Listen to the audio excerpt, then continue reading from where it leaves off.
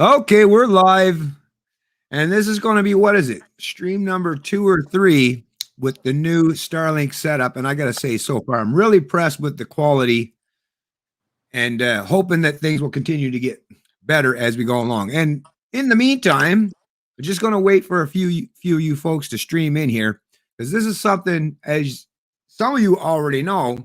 I was looking back on my original video when I covered this leaked email, this alleged leaked email, right?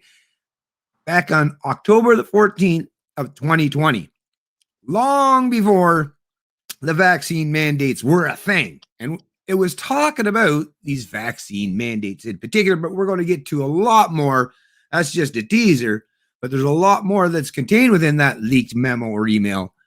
But once again, with people like myself or my son, we're going around explaining to people that this was something that was a potential or a possibility of the automatic instinctive reactions, because of what the people were told was, oh no, you just ignore those people. Those are just like, I don't know, QAnon supporters or Trump supporters or conspiracy theorists or Alex Jones watchers of sorts, right? You know, the negative connotations and rhetoric that they use towards anyone who challenged the official narrative. But that's what we were all told, is this stuff is absolutely conspiratorial in nature, and there's no possible way any of these things were coming to light or going to ever come to being truth, as we know. No, now today, though, this is the thing, right? Is I always say to people all the time, wait a little while before you form your opinion, because it might save you some embarrassment down the road. Because think about all the people that were running around calling people like myself or my son or others that were trying to warn them that there's the potential for a vaccine mandate and a passport, run around calling us conspiracy theorists. Well, now they probably feel a little stupid, a little egg on the face at this particular time, I would imagine. So, like I say, for future references, perhaps these people should hold off rather than, take in, absorbing what their political thought leaders tell them, and take it and absorb that hook, line, and sinker. Like, take your time, wait, and get all the facts before you form your opinion. That's what I do, right? A lot of times I even stressed, actually, I mentioned in that specific video at the time when I was doing it that I have no proof, right? So once again, I at the time was willing to, give my opponents the benefit of the doubt. But do we see that in the real world? This is the thing that concerns me the most. I am willing to give my opponents, people that don't seem to like to hear what I say at all. Matter of fact, some of these people, a lot of them, if you hear the rhetoric, would just as soon see me put behind bars somewhere than hear what I have to say. But I, on the other hand, am willing to give my opponents the chance. If you got evidence to bring to light or facts to bring to the table, then by all means bring them, and let's have a discussion or debate regarding them. But once again, what I'm getting as a response to that is sit down, shut up, do as you're told, and obey. I don't want to debate you. I don't want to discuss things with you. So it's I don't know about you folks, but in my situation, my scenario, no matter if I'm talking for personal settings or social settings, is the minute somebody is telling me sit down, shut up, and obey, well, I'm a little bit questioning, and I'm concerned at what their motives are, right? Someone that's in the pursuit of truth or knowledge, or even understands what freedom and liberty is all about, and the fact that we should have those things, right? To me, that's the most important thing. If you are willing to forgo all of that just for the simple fact that you just want to do whatever someone tells you to do without question at all, that places you in a position that, yeah, I'm a little bit untrusting, right? And that's what you're seeing today. But rather than people in the media or the established politicians accepting that, yeah, we lied, we misrepresented the facts, we liar, pants on fire all the time. We kind of understand that people don't trust us. No, they're doubling down now that there's no reason for you to question us. We're so benevolent and so trustworthy. Just take whatever we say. Don't question it. And hey, believe the science, right? Believe the science. Once again, for you folks, if you haven't seen my Facebook page today, I shared a little meme there. You might want to share with some of the people that are all about the science, where it actually explains the difference between the scientific method and believing the science. And there is science that we need to believe, and there's a methodology to get in there. But it's not by never questioning someone in a white lab coat, right? Or someone from government in a government position. Anyways, folks, so like I say, the vaccine mandate is the one thing, but we're going to get to the early portions of the letter, because some of you folks, I know our memory and our attention span does kind of get overwhelmed today. But I'm sure at least some of you will remember some of the things that was said earlier on. Yeah, believe the size. Actually, let me just check real quick on the few people that have joined into the chat there so far. So Defiant definitely is a true leak. Just the timeline is off. It will take to 2023, 2024 to complete the transition for the CBDC and full digital ID. So obviously ATF is kind of pointing out the fact or stressing the fact that this might take a little bit longer than the timeline suggested. And of course, I mean, it's a government initiative, right? So, is the timeline going to be right? Are they going to be a little slow to the game? So obviously everything is not going to work out exactly as planned. Most things never do. But the correlation to how things have played out, it's very, very striking. Let's get to the next one here. So, Jack the Giant Slayer. What do you got there, Jack? I'm not sure what that is even there. Looks like a Trudeau with the chief hat on him. Oh, is that what it is? Oh, my goodness. My eyes are getting terrible. But yeah, thanks for sharing that, Jack the Giant Slayer. We got another one here from Daniel Alejandro. Hey, Daniel Alejandro. How you doing today? Believe the science. Lie the science. Gotcha. Good one. Nice play on the word there. Was it Danielle? And Demon Teebs. Demon Teebs. Yo, good to see you back. Stuff has gotten crazy really fast. Yes, it sure has. And thank you for welcoming back. And it's definitely good to be back. Lots to say. And like I say, I'm so glad I kept all that information and covered this stuff when very few people were willing to do so, because it's there now. The record is there. You can't deny it. I was there. I covered it. That's right. I said it. Deal with it, folks, right? And that's the thing. Feel free to go back and take any information that you'll gain from this stream, or even more importantly, from the stream that happened before all this played out. So you can show some of those people in your family or your personal circles who are questioning, those of us who are actually questioning the supposed narrative. They see that, yes, we've actually shown that we've been correct in our assumptions, while our opponents, the authoritarians on the political left, as they call themselves today, authoritarians, I call them, have been proven to be wrong time and time and time again. So to me, like I say, it doesn't matter where you're at politically, but don't you at least trust people who are correct in most of their assumptions? Sorry, folks, I just noticed my mic was turned way too loud there. How's that? Is that better? Yeah, a little quiet now, actually. A little quiet? Okay, let me turn it up just a little bit, because I know it was maxed out there. How's that? Is that pretty good? That's good, yeah. All right. Okay, sorry about that, folks. Like, once again, like I say, but we're going to get to the actual letter. And actually, you know what, Matt? Because my eyes are crap and I only have it saved, and if I put my glasses on, my little ring thingy makes me look like I'm demon possessed or something here. How about actually I hand it over to you for you to start reading through. You can do the whole letter if you want. Just like I say, skip the parts where it puts any identifying information, and then get to the part where they're actually describing how it played out and what the first portions of how that was going to play out earlier on was going to happen. And let's see how things have played out along that timeline. So if you want to, without further ado, folks, go for it, Matt.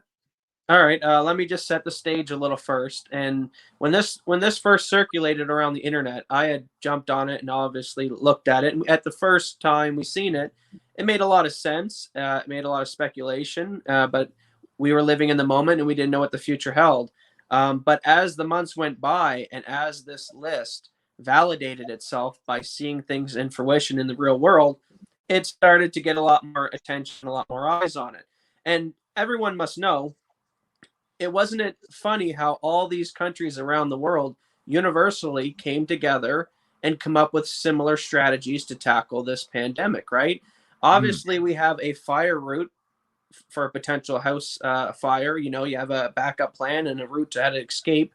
Well, governments have been working a long time now for a plan and a strategy to how they would tackle a pandemic. So it made sense when I read through the letter that they had things like lockdowns and stopping people from being able to move place to place. So let's get into this letter, though. So start from the very beginning. I want to provide you some very important information. I am a committee member within the Liberal Party of Canada. I sit within several committee groups. By the information I'm providing is originating from the Strategic Planning Committee, which is steered by the PMO. I need to start off by saying that I'm not happy doing this, but what it has come to.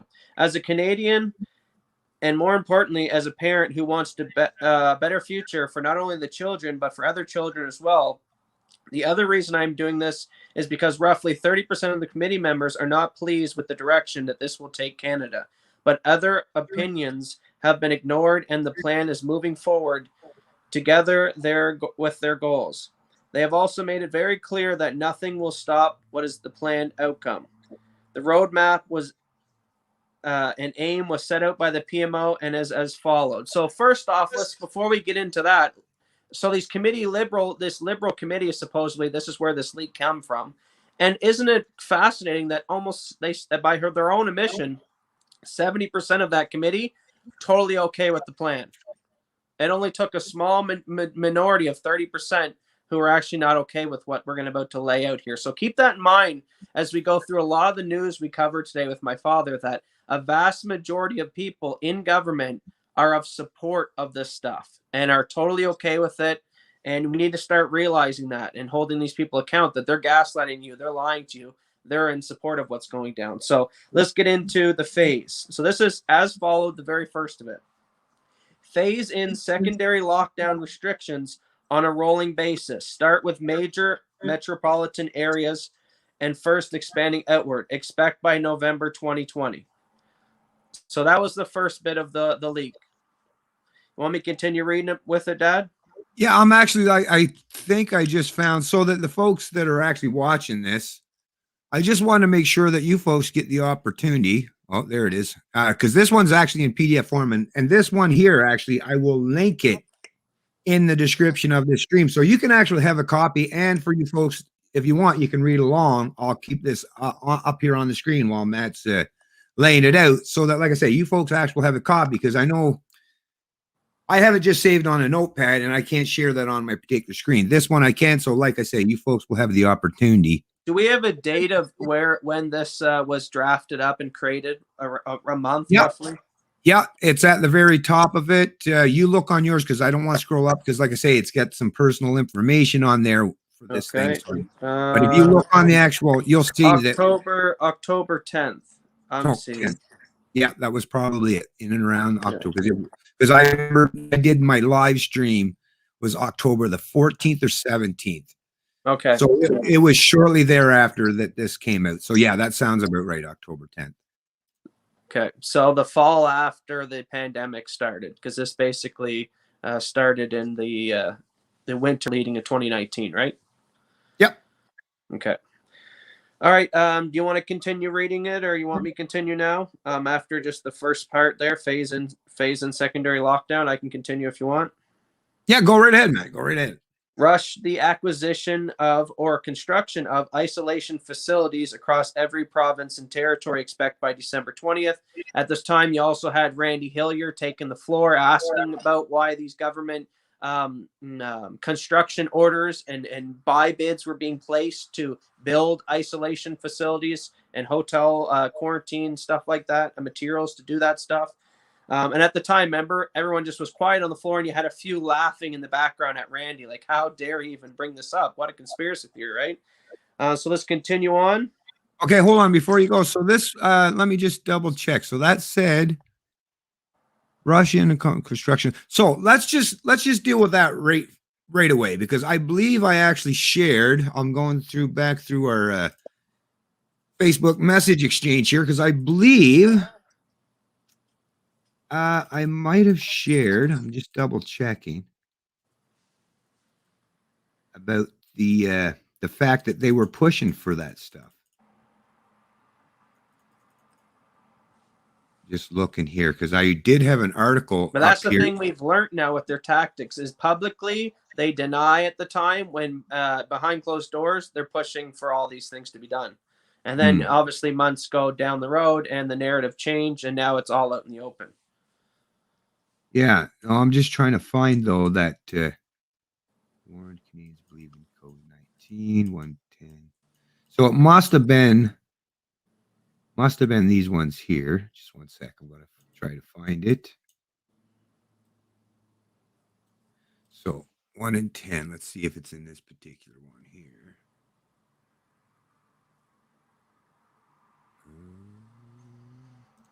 No. So it must have been this one here.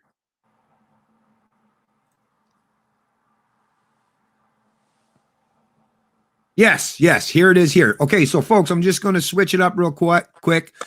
Once again, all this stuff is going to be linked in the description of this stream so that you have all the facts and the information you need. So let me just switch it up, take the stop sharing off that one, and we're going to share once again this, because like I say, we got time. Got to make sure we cover this properly and extensively.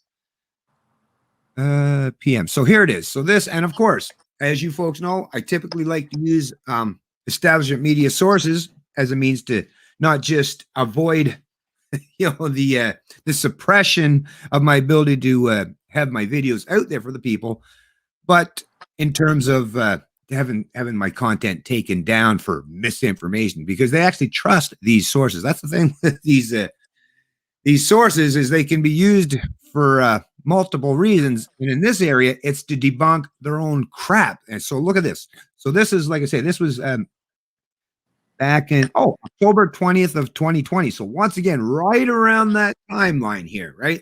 So it's under the politics section in CBC, and it says PM health officials warned Canadians against believing COVID-19 internment camp disinformation. Disinformation campaign falsely suggests Canadians will be forcibly sent to quarantine sites. Imagine that, folks. Now, I don't have to actually read the article for you because I'm sure you folks are familiar with this. But if you do want to read more of the article to get yourself up to speed in this, what the CBC contributor, which was John Paul Tasker, said during this report, by all means, definitely do so. But as you see, this is to suggest that it was absolute disinformation and conspiracy theory to even suggest that Canadians would be forcibly sent to quarantine sites. Now, obviously, folks, we all know, right? And the established media have had to since, wipe that egg off their face and actually report on the fact that, yes, turns out we were right all along. Turns out the conspiracy theorists, right, were correct in their assessments or their presumptions that there were going to be such things as mandatory quarantine sites in Canada. Most of them, now they weren't facilities that were built from the ground up. Most of them, as far as I know, were hotels or motels that were converted into these quarantine facilities.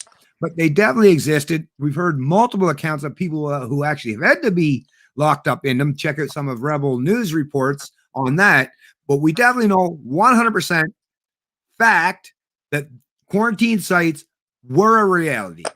So that's already one aspect. I'll get back to the letter there, but that's already. And that article, as you said, was quoted in October 20. They're telling the public, don't believe these conspiracy theories. Randy Hillier's taken to the floor. And then by the Liberals' own leaked memo, their second point on it is rush the acquisition and construction of isolation facilities expect by December 2020. So at the same time, right on this letter of this Liberal letter that we're going through today, the timelines are adding up almost perfectly at the beginning, at least. Yep. December 2020.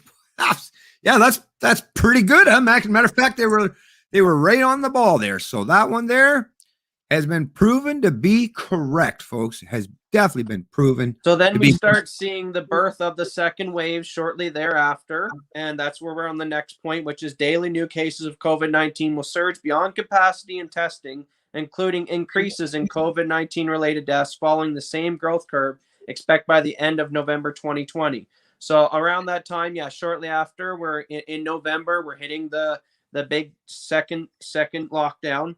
And then it continues with complete and total secondary lockdown, much stricter than the first one, rolling second phase restrictions expected by the end of December 2020, early January 21. And this is when, we started seeing, oh, no, it's no longer conspiracy theory. Oh, well, we're just putting them in hotels for 14 days. And if they leave, they get a fine, businesses being shut down. And as you see, all the other lockdown measures with the provinces, with the Atlantic bubbles going on at the time, and other provinces as well restricting travel, making it very difficult, only for essential purposes. So right on schedule as well with the Liberal leak. Well, here, just once again, this is all going to be included, folks. So let me just get to the point where we're going to show you real quickly here. I just literally just took me 2 seconds right there. I didn't even have this one waiting in the background because, like I say, we're kind of doing this on the fly because there are certain aspects that we definitely want to hammer down the vaccine passports, but there's some things earlier on, once again, and it doesn't take much. So just like that expression I've used many times before, in the age of information, ignorance truly is a choice because it doesn't take any time whatsoever to once again confirm these things. And here it is. This one's out of CTV News, another one of those established media outlets in Canada. And this one under politics, of course, Don Martin. The second lockdown cometh, but Canadians may resist house arrest. And when was this published? Oh, look at that. Wednesday, November. Right on schedule. Right on schedule, November 16th and updated November 19th of 2020. So, right, it's right there. Like I said, the timeline is right there. So once again, this will be included in the description of the stream. Back to the infamous letter. I'm very right, so now we've completed the secondary lockdown, the rise. We get into the next point of the letter, which is complete and secondary phase. Okay, wait, let's continue here. Reform and expansion of the unemployment program, transition into universal basic income expected by Q1 2021. Now, this is where you get a little bit of inconsistency. That's some wrong in this letter. We didn't see a UBI. There was pushes for it. The Liberals didn't have enough power. Even they lost when they tried to do a re-election. They didn't gain a full majority, which they might have seen a UBI then. But we did see an extension of CERB, which is basically UBI, and we've seen other extensions when it comes to bailouts during this pandemic. So I wouldn't say that it's a total flunk on that prediction on this Liberal leak. I just think they were a little bit too aggressive on their time span of trying to push a UBI as quick as they thought they could have. Yeah. Right now, I'm just looking once again. So this one, I'm just going to, like I say, I'll pull up one. I'll give a couple here. So back in September 16th of 2020, there was a National Post article. Liberals are considering a universal basic income, and that was the headline, but economists have tough questions for its proponents. But we definitely know that the Liberals, 100% fact. Now, it's not been obviously gone through the 3 reading, and it's not an actual it's not legislation yet. Yeah, it's not legislation yet, but we definitely know with 100% fact, once again, folks, that the Liberals did introduce the universal basic income bill during one of their readings. So that we know is definitely reality, and I'll make sure to include. Here we go. So let's just use this one. I'll just use another CBC one. And I'm going to bring this here. This is this one here, like I say.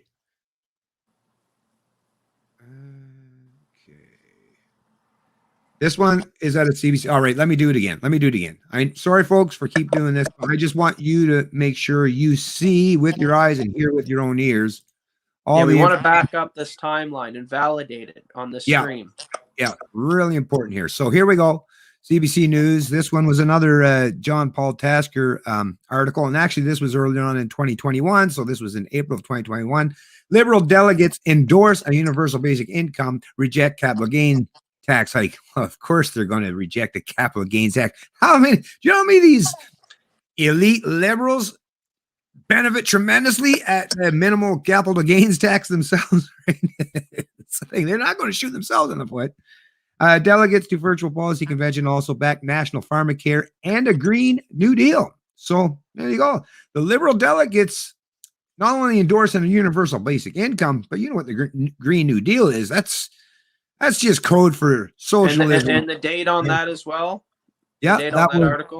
April 10th, 2021. So the leak memo says reform and expansion of unemployment programs to be transitioned universal basic income expected by QE 2021. So April is just at the end of that QE 21 So like I said, they didn't get their UBI, but they were talking about it, as you see in the news. It was being discussed.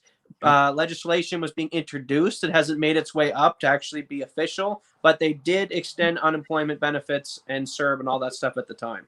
Yeah, actually, let me just read a few of the sentences here, and or a couple of the paragraphs, just to give you folks an idea here. So, Liberal delegates to the party's policy convention has overwhelmingly endorsed a resolution calling for the establishment of a universal basic income (UBI) in Canada, while also rejecting a call to hike the capital gains tax. By a vote of 77%, Liberal members on hand for the policy plenary today backed a call to permanently implement an income program similar to the Canadian Emergency Response Benefit, the CERB, which kept millions of people afloat with monthly checks during the first wave of the pandemic, with 8.7% of Canadians living below. So anyways, so like I say, there it is right there. And now that's just the delegate. And once again, I will actually include, we're going to get back to the letter, but what I will also do in addition to that, I'll also include where they actually introduced the bill, because I don't believe that it actually said that specifically there, but I'll make sure to include where they actually introduced the bill as well. So let's get back to the letter. All right, back to the letter. While I'm getting back to the letter, if you could also in the back find out when CBC started talking about the Delta variant, because that's the next point in the letter, is projected COVID-19 mutation or co-infection with secondary virus referred to as COVID-21, leading a third wave, much higher mortality rate than higher infections expected by February 2021. Now, they didn't call it COVID 2021. They started calling it these variants. We got the Delta, and now we're moving into different variants now. So let's start looking up right now, if you could, in live time for the audience. They can do it as well. When did we start seeing the inklings of a Delta variant or these other variants being mentioned in the news? So when did Delta variant origin? Or you could put maybe just CBC Delta variant, although you might get a lot of recent stuff, but if you search by the news tab, you might get some older stuff.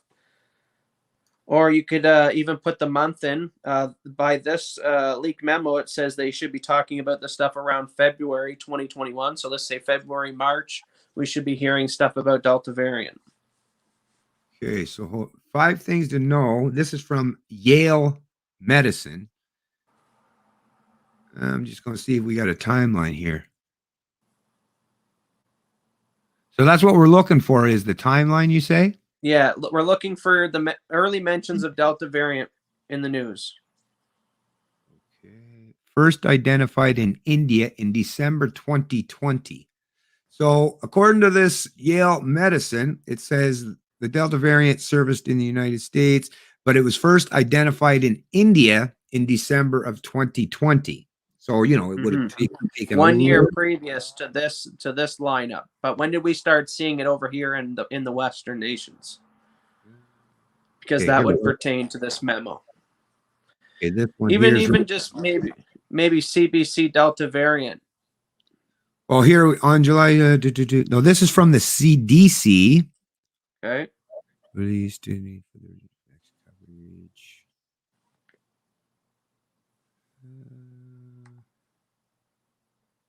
July 27th. First, a significant increase in new case reverse would have been steady decline since June.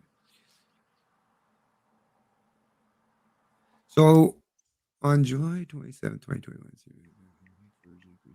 coverage and recognition. Okay, so I did a quick Google search. I got why the Delta variant is spreading so quickly, what it means for Canada, and this article is July 31, July 31st, CBC. Okay. Cut. So I'll let me July? see. I'll send that to you. Yeah, I'll send you this one. We'll pull this one up. Expected by February 2021. Well, here's the thing. Like I say, this is the part. So you say, so this here, it said by February of 2021 is what it said in the big letter. On this cdc.gov, so, you know, the American CDC, it says first, a significant increase in new cases reversed what had been a steady decline since January 2021.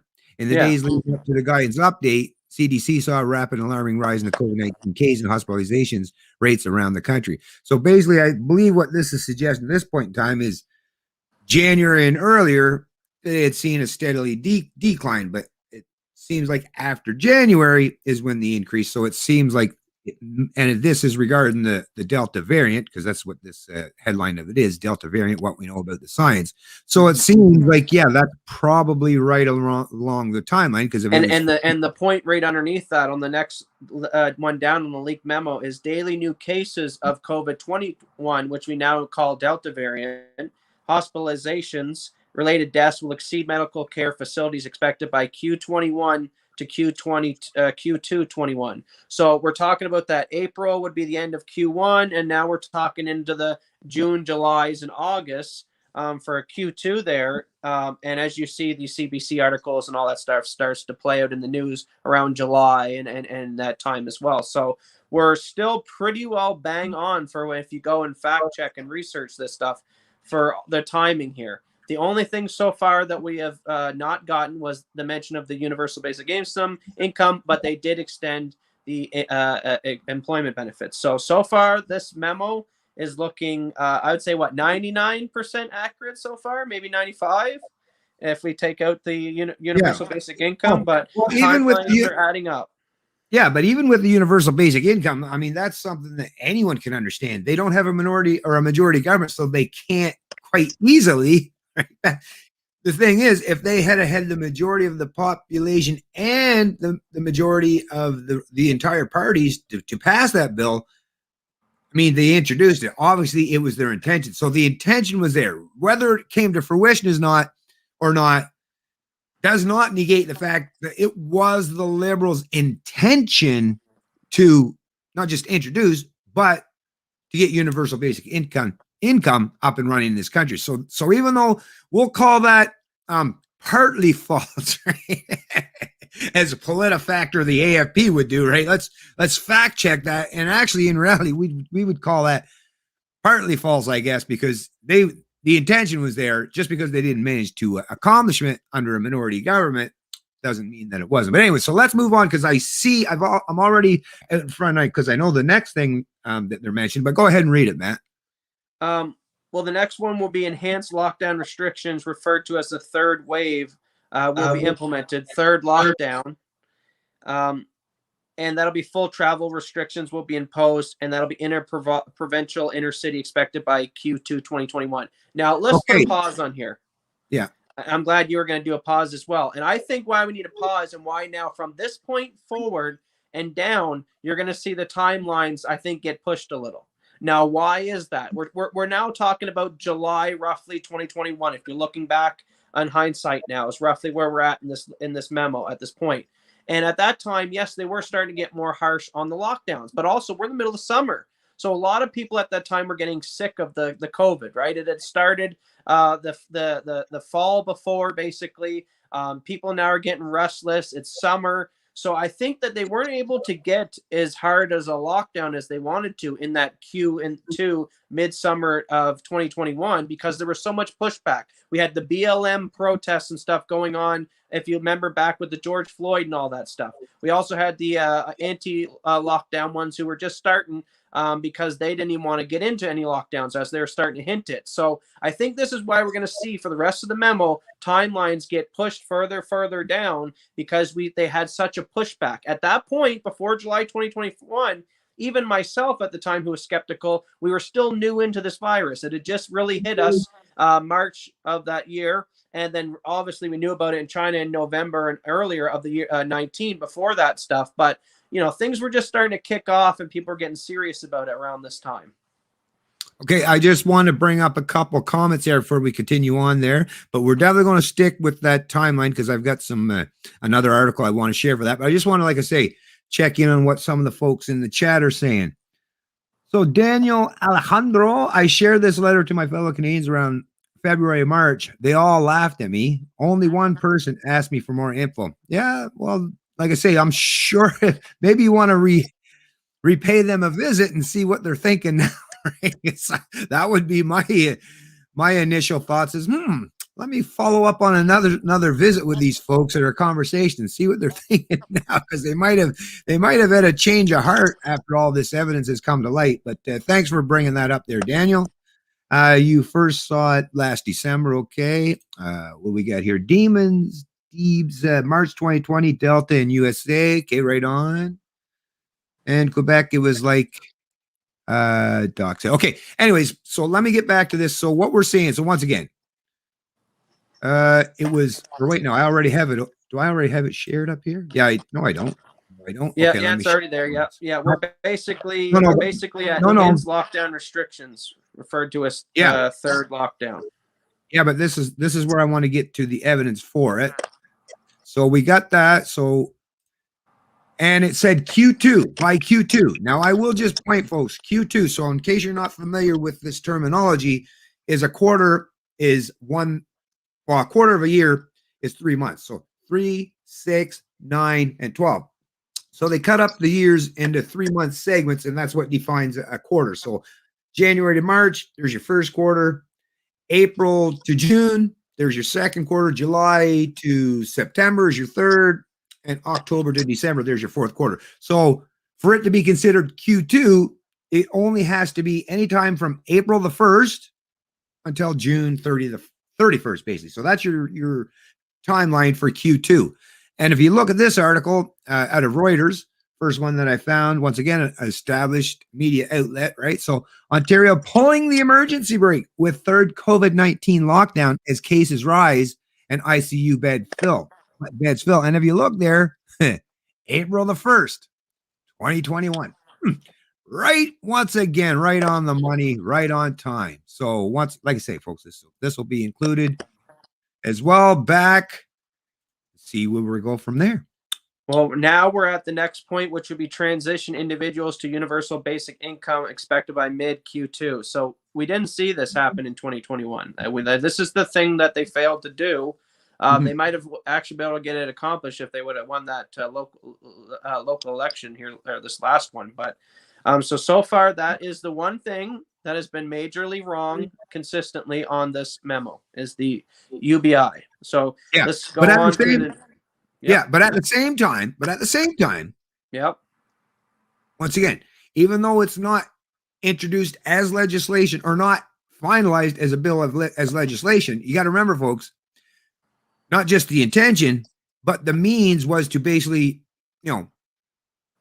universalize an income for people not doing any work. And basically, just like the article I was reading earlier already suggested, the CERB is pretty much that anyways. It's not called UBI, it's called CERB. So the acronym's different, but once again, the goals, the intention are perfectly aligned. So even though Canadians right now don't have a full-on socialist type system, right?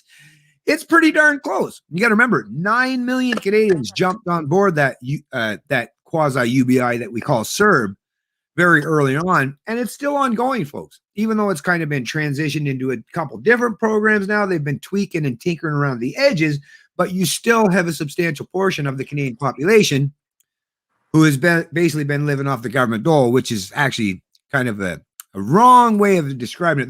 They're living off the backs of those of us who produce in society, right? That's what's happening. And once again, I don't have any ill feelings or grievances towards people who've fallen on hard times. What I do take issue with is if you fall on hard times and you run to the government, right? I mean, there's a lot of people. I know if my family member or people that I care about have hard times, I prefer that they come to me and ask for my help in some way, or I would offer to help them, right? Because that's the way it's done benevolently and in voluntary means. Whereas if you're running to government, well, we all know what government does. It takes from some, the producing people in society, and gives to others. So, and it's taxation is theft, by the way. So what we're talking about is the ethics of it, folks. Not that we, my son or I, would ever be against helping people out in need. And of course, when the government puts you out of a job, it's their fault they put you out of a job. I understand people making the argument, well, hey, they put me out of a job, they should have to pay me. And I get it. The problem is when you say they should have to pay me is none of that money ever comes out of a politician's back pocket or their trust fund, or Trudeau's trust fund, right? Right? No, it's typically economically enslaving at this particular point in time because of the debts and deficits and the levels they're at. Basically, what you're talking about today is economically enslaving entire generations of people in the future to pay for all these programs and services. So a little something to think about and ponder on that. Anyways, let's get back. Do we have the letter still here? Yeah. I'll continue on with it. So as we know right now, we are in October 2021. So we are just entered. October would be considered what, Q4, and September Q3. So the end of Q3 would be September. So in the next point on this, we got projected supply chain breakdowns, inventory shortages, large economic instability expected by Q2 2021. Now, what do we start seeing? We started seeing chip shortages, right? Wood was going up like crazy. All these supply shortages, things are starting to stabilize a little bit now, but we're also now seeing massive amounts of ships all in the ports. They can't get in. People are now in the news are telling you, hey, you better do your Christmas shopping early because there might be shortages. So I would say that this is also a bang on point. By QE2, we did start to see shortages in different departments. Like I said, woods, you've seen shortages with the chips, which we still now. And now that we're in QE3 and now October entering Q4, we've seen shortages all through those periods. And now continuing into Q4. So I would say check mark for that one. Obviously, that is spot on. We did start to see the beginning of the supply chain breakdown, and we're still dealing with it today. And if you want, I don't know if you're finding a photo of all the freighter ships that are off the coast now. It's pretty crazy, and this is obviously going to have a supply chain effect. So yeah, there you go, lingering global supply chain. Yeah, so here it is once again, folks, and this one was reported just recently here. And like I said, I could find more, but this is one of the first things that popped up just based on a Google search. So here it is: lingering global supply chain challenges resulting in months-long wait for appliances. So this is just regarding appliances at this particular time. But customers report they're still waiting on refrigerator ordered nearly a year ago. But it's basically talking, and this will just be a micro example of the kind of supply chain shortages. But as we're seeing, that's happening all over the place. Now it's saying pandemic to blame for lingering supply chain problems. As you can see, that's another portion of the article. And I definitely highly suggest that you check this out. Very challenging times, retailers said. So there's shortages in lots of different areas of the economy that they're already talking about, and it's being reported on now. So once again, kind of lining up, right? It's all lining up here.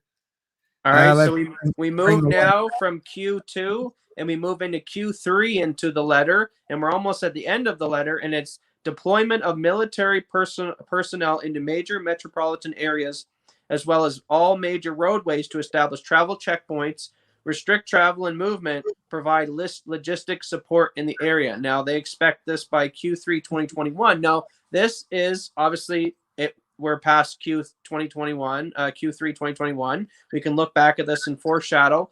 How correct was this? Well, I don't know. We definitely didn't see military checkpoints in the cities, but we did see police maybe at borders, RCMPs and other OPPs and other branches of police officers and stuff like that at the checkpoints taking information to restrict travel. So it wasn't the military per se, but it was law enforcement. And we did see logistical support. We are seeing logistical support. It's the military are now going into the hospitals to protect and help the long-term care homes with their staff shortages. So somewhat of this is correct. We are seeing military, not for say stopping travel. Maybe that'll come further on down the timeline here. But we're seeing military now going in to long-term care homes, into hospitals, and giving support for the shortages, for the staff shortages. So somewhat right there with that one as well. Yeah, maybe I'm going to a little bit off on timing. Yeah, well, actually, I'm trying to look, and if I can find it, I will definitely place that, and I'll try to keep that in mind, folks. But if I remember correctly, there was actually some issues and some conflicts in terms of the higher ups in the military. I remember because I reported on it earlier on, where they weren't quite so willing to go along with some of these mandates and restrictions. So it could have been that they just, found a way out of that mess, and the governments chose to use, like I say, their other lackeys as a means to enforce these mandates or these restrictions on our movement. Because once again, it's military people. I mean, think about it. unlike the police, which are meant to enforce laws, right, and make you obey laws and stuff, the whole point of military personnel in the West, in particular, or at least what we've been told for the last 100+ years, right, is to protect our freedoms. That's kind of the whole reason why World War I and World War II saw tens of thousands of Canadians go and fight in foreign lands and died. Right? It wasn't to block misinformation agents or to counter propaganda. No, they went and fought in those wars and died. Like I say, tens of thousands of brothers, sons, and fathers and uncles. And the main reason, as we all know today, was to fight for your freedom. So the whole intent and purpose of having a standing army or a military in our country is for the main purpose of defending and fighting for our freedoms. So if that's the mindset and the goal of that institution, I believe it would be the antithesis and go against their very nature to now become the enforcers of the state against those very freedoms. So that, I think, probably played a large role in the fact that the military and the fact that it was the Trudeau Liberals in charge.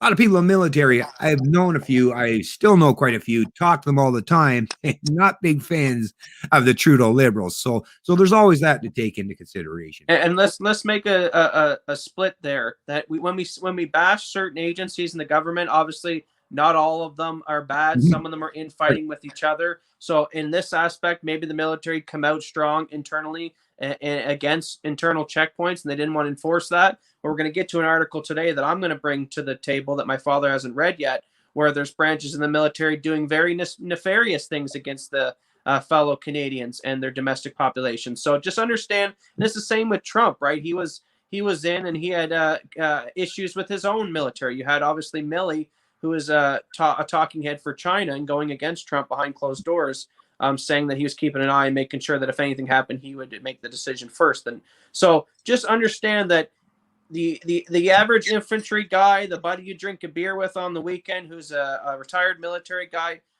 this is a very deep topic, and there's different agencies in these groups. Some of them are good and some of them are very bad. And we can't just broad brush and say that's all one way. Exactly. Anyways, I just wanted to mention another comment from Mary Schwab. I'm so glad you're reporting this letter. Brings it to the forefront. Well, you're very welcome, Mary, and feel free to, like I say, share this stream and make sure that the people that you do share this stream with, that they're privy and aware to the fact that in the description of this stream is going to be links to all of the information they need. Because to me, that's the most important thing that we can do today in this fight, because it truly is. We're in a war, folks. It's an information war, right? And if you want to be just like in any war, if you want to have a chance of winning a battle, a skirmish, or the war entirely, is you better be well armed. And in this particular example, we're talking about being well armed with facts, evidence, and information. And that is something that I'm always willing to provide, or we're both actually willing to provide. So like I say, take advantage of having this massive amount, this treasure trove of information and documents all in one source, because I know how difficult it is. Believe me, the reason why I do things like this is because I realize how difficult it is. I've got thousands and thousands and thousands of articles referencing a tremendous amount of things that governments do that are very nefarious and go against our inherent rights and freedoms. The problem is finding it and assembling it all in one spot where you can use that information, from multiple sources, and ones that are deemed credible sources, because you got to think about the kind of people we're trying to convince, right? Sure, I could show you something from Alex Jones' website, right? And it might even be 100% legit, but the opponents, the ones who are vehemently against us, right? The pro-government types, or even the ones that are fence sitters and just don't know what to think. A lot of these people, just like people who are dogmatic in the religious sense, they won't believe it unless it comes straight from the Bible. Well, it's the same thing with these leftist dogmatists and believers in big government, is they need to see that come from their own sources. And the CBC, right? And the CTV, that's basically like the Bible for a lot of Canadians, as we know. So like I say, take advantage of having all this information. And even though I get it, they do come from established media sources, but just to get over the bad taste in your mouth from having to deal with them and just accept that it's for a good purpose, right? It's going to help the people that need this kind of information to come from particular sources before they ever believe it. One more thing. Let me just get to Michael. Hey, what's going on, Michael Griffith? Nice to see you in the chat. 3 out of 5 of vaxxed are aware they have been blindsided. Well, I can't speak to the validity of that claim per se, and I haven't done any polls or survey, but I will say, actually, in my work, I have already heard from at least one person. Actually doesn't work at my work, but it was a contractor that we were dealing with in a particular job site. And he basically said the same thing. It's like, well, yeah, I went ahead and did it because I was basically pressured, and I wouldn't say bullied per se. It's a guy that works in construction. I'm sure he can handle himself. But I would imagine a lot of people, maybe members in his family and stuff, kind of overwhelmed him with the pressure to relent and to give in. And he even accepted, like, not happy about that. Not happy what he did. Kind of has regrets of doing what he did, but it is what it is. And he definitely agrees with people like myself that nobody should be forced, and we're talking with the vaccines, into any kind of medical procedure, no matter how minor it may seem. Nobody should have the authority to force you into any medical procedure. And this gray area that they're trying to promote now, the hacks in the established media and the established politicians, were, well, yeah, we're not forcing you. We're just going to make it so that you can't do anything in your life without it. Well, if you give me no choice and basically my options are either you do it or you basically don't get to live your life at all. Well, once again, is that really a choice? Right? That's kind of like I used an analogy before. It's like locking some lady up in your basement and I'm not going to rape you. No, I promise you, I'm not going to, have sex against your will, but you're going to be stuck in my basement until you agree to have sex with me, right? So technically, right, hey, I didn't rape her, right? I just kept her in my basement until she agreed to have sex with me. Well, the same shit, different pile as far as I'm concerned, and it should be for you, and I'm sure it is. But anyways, thanks for bringing that up there, Michael Griffith, and let's get on to the next part of this leaked email. Well, this is the last segment of it here, folks, so let's get to it there, Matt.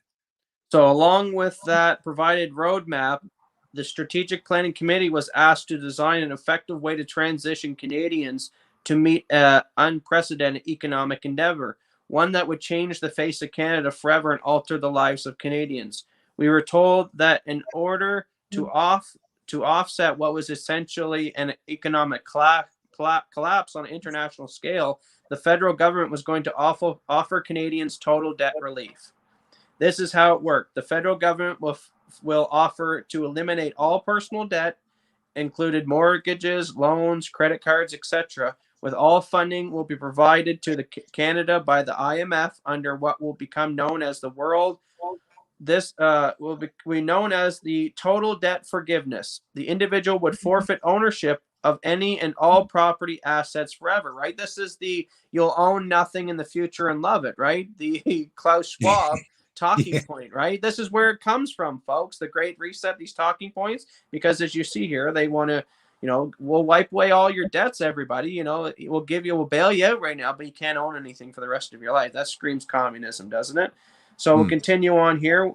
They'll forfeit their property or assets forever. The individual would also have to agree to partake in the COVID-19 and 21 vaccination schedule, which will be provided to the individual with an unrestricted travel and unrestricted living under even a full lockdown through use of photo identification referred to as a Canadian health pass. So earlier on, they were calling it a health pass in this early memo.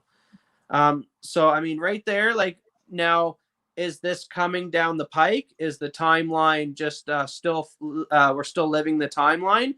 Or was it maybe they couldn't go full-blown communism, wipe everyone's debt at this point, but they certainly are letting the vaxxed have more privileges. The health pass turned into the vax pass. So a lot of this underlying tone here came true, just not the total asset forfeiture type thing yet. But we are getting fined out the ass for basically breathing fresh air out there. So maybe that's how they're going to take all of our money and resources. Yeah, well, take into account that you got to remember at this point in time, right? So we've gone beyond the point where there were genuine estimations in terms of the timeline. But as you can see now, this is just this liberal insider, the person that leaked this alleged memo. There's no timelines here per se. It's just laying out now just the plans. And once again, if you see the vaccination schedule, which would provide the individual with unrestricted travel and unrestricted living, even under a full lockdown, through the use of photo identification. So this is what we're seeing today is if you get your vaccine passport, oh, we're going to allow you to have some freedoms. But the ones that are the anti-vax or just the people who question some of these things or just don't want to comply, they're being told that no, they're going to be targeted, harassed, bullied, intimidated. And you're hearing that time and time again by those established politicians and many of those in the media as well. So this is definitely, once again, a reality. And whether it's called a health pass or a vax pass, right? Once again, this email was leaked and the media reported on it. So the liberals, the media, right? We're all aware of the fact that Canadians, at least a small portion of us, are aware of this potential, right? So of course they're going to, try to change things up so it's not so blatantly obvious. Yeah, this memo leaked back in 2020 and we're now in 2021. How did they know about even a health pass, right? Like so much foreshadowing, so many points as you see on the timeline that matched up almost monthly. Come on, folks. How many times it got a quack before it starts looking like a duck? Either this was a very well-researched activist who kind of foreshadowed what he thought would happen and put this together, or this was a genuine leak and actually was a committee meeting. Either or, the outcome is playing out, which is equally as troubling. Actually, before we continue on, I just want to, because now that we're getting to the mandatory vaccine aspect of it, right? I've got a couple of videos and these will be linked in the description as well here. So let me just take off the letter for a second. I'm going to play you folks a couple of videos because as we know, right, they denied vehemently and in a way that not just with vitriol, but almost as if they were looking down their noses at these people who were spreading these conspiracy theories or these false claims or the fake news that there was going to be such thing. How dare you even suggest that there's going to be such thing as a vaccine passport or vaccine mandates? No. Vaccine mandates. Oh, that's un-Canadian. We don't force Canadians to have vaccines. Anyways, rather than hear it from me, how about you hear it from the horse's mouth? Let me bring it up for you here, folks. Okay. There we go. Make sure I got the volume up. Will Canadians be forced to get the vaccine? So it's a kid, in case you didn't quite hear that, folks, because he's speaking into a microphone, but he's obviously not as loud as the lady doing the actual interview from CBC. But basically, they said, will Canadians be forced to take a vaccine? And here's the response.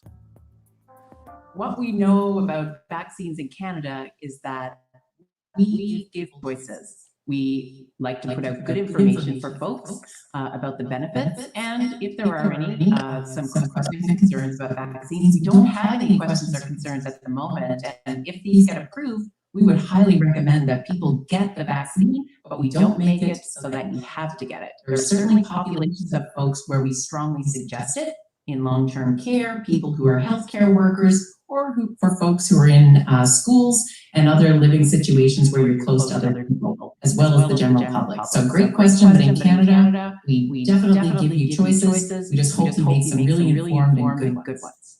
So there's that one, folks.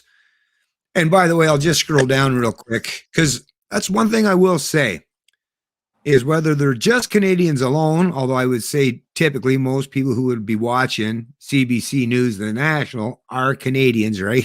I'm sure there are a few snowbirds down in the US or some expats that watch this from overseas, but typically the kind of people who would watch CBC News, the national on YouTube would be Canadians. And the beautiful thing I will say about social media as opposed to or sites like YouTube with their feedback mechanisms such as the like to dislike ratio, unlike CBC News, which has since turned off all of their comments on their social media platforms. If that doesn't tell you how terrible they are and how much they're willing to, sacrifice the truth or even genuine argument or debate. I don't know what else to say to you because, yeah, CBC has literally turned off their comments on their Facebook page. So, and you know how heavily moderated they are on their own website. But here on YouTube, they don't have, like, even myself, I own my channel. It's my channel, but there's no way for me to prevent people from liking or disliking my video. Now, if you'll notice on mine, actually, feel really good. And thanks to all you fine folks who do watch my content, my like to dislike ratio is 99-1, sometimes even 100% without one dislike. So great people. So obviously I'm providing something that people really genuinely not just enjoy, but feel is important enough that they're very thankful and appreciative of it. And that shows and it's reflected in the positivity of the feedback, not just in the likes, but in the comments as well. But if you look here, right, people were listening to these questions and listening to the response of these CBC reporters, weren't happy about it. You got 3.1 thousand people who have disliked this video with a mere 579 of people who actually liked it. So the people who are watching this, the people who are tech savvy, tend to be probably on the younger side of things. Yeah, not so trusting, right, of the folks at the CBC. But anyways, let me bring you in one more video for further evidence. And I bet you the comments would have been, "You liar, we have a Vax Pass now." Yeah, I know, right? Okay, let's see. Where's the next one here? There it is. You had Jen Psaki, White House officials, say, "Oh, no, we don't do that. It would be illegal, violation of privacy." Yep. All these figureheads saying earlier on they don't do this. Yep. And we got provincial premiers. Jason Kenney busted, right? Saying, Doug you would Ford, never do that. Doug Ford, another one. I would never do that. But so once again, we're seeing time and time again the lies and the deception and the misinformation. We know where the misinformation and the lies are coming from. It's just not the sources they're trying to suggest. Anyway, so let's listen to this one. This is just another short one. This one is out of Global News. We talked about the need to convince Canadians that the safety of vaccines. When your government will be making a decision about vaccines being mandatory, and what factors are going into that decision? Well, let's be clear. No vaccines are mandatory, federally mandated to be used in Canada, and COVID-19 vaccine would be no different. In fact, there are some rules around, for example, school admissions, provincial aid for children to be vaccinated for common childhood diseases. There are always exceptions to those rules, which are carefully managed by each jurisdiction. We believe that people have a choice in Canada whether or not to be vaccinated, but we also believe that we have an important responsibility as Canadians to take vaccinations to protect our communities. And we also know that there are circumstances where people cannot receive vaccines because of a variety of underlying health conditions, for example, or other circumstances. So our job at the federal government is to make sure through the collaborative work of all ministers that we have access to effective vaccines and that we continually work with Canadians to ensure that they feel comfortable and safe receiving those vaccines. Your government has had a hard enough time trying to. So there you go, folks. Once again, two examples where Canadians were massively misinformed, basically outright lied to, that no, there's not going to be any such thing in this country as mandatory vaccines. But yet, once again, here we are living in the real world where the facts, the evidence suggest otherwise. So once again, who do you want to trust these days, right? The people who have been constantly lying to you and deceiving you. And I mean, not just, in a minor manner. I mean, this is big stuff, folks. And these are people who are willing to go on public television, on public programs, look Canadians basically in their eyes and lie through their teeth. Do you trust people like that? I sure as heck don't. Okay, go ahead there, man. All right, so we're continuing on now, basically at the end of the leaked Liberal memo in early 2020 after the pandemic, and we're getting into the asset forfeiture aspect of it. So continuing on with the letter, committee member asked who would become the owner of the forfeited property and assets in a scenario, and what would happen to lenders or financial institutions. We were simply told that the World Debt Reset Program will handle all the details. Several committee members also questioned what would happen to individuals if they refused to participate in the World Debt Reset Program or the Health Pass or the vaccinated schedule. And the answer we got was very troubling. Essentially, we were told it was out of our duty and to make sure we come up with a plan to ensure that would never happen. We were told it was in the individual's best interest to participate, which is what we're seeing now, guys. It's in our best interest or we don't get any kind of personal life. When several committee members pushed relentlessly to get an answer, we were told that those who refused would first live under lockdown restrictions indefinitely, and that over a short period of time, as more Canadians transitioned into the debt forgiveness program, the ones who refused to participate would be deemed as a public safety risk and would be relocated to isolation facilities. Once in those facilities, they would be given two options: participate in the debt forgiveness program and be released, or stay indefinitely in the isolation facility under the classification as being a serious public health risk and have their assets seized. So as you can imagine, after this hearing of this, after hearing all this, it turned into quite the heated discussion and escalated beyond anything I've ever witnessed before. In the end, it was implied by the PMO that the whole agenda would move forward no matter who agrees with it or not, and that it won't just be Canada, but in fact, all nations would have a similar roadmap and agendas.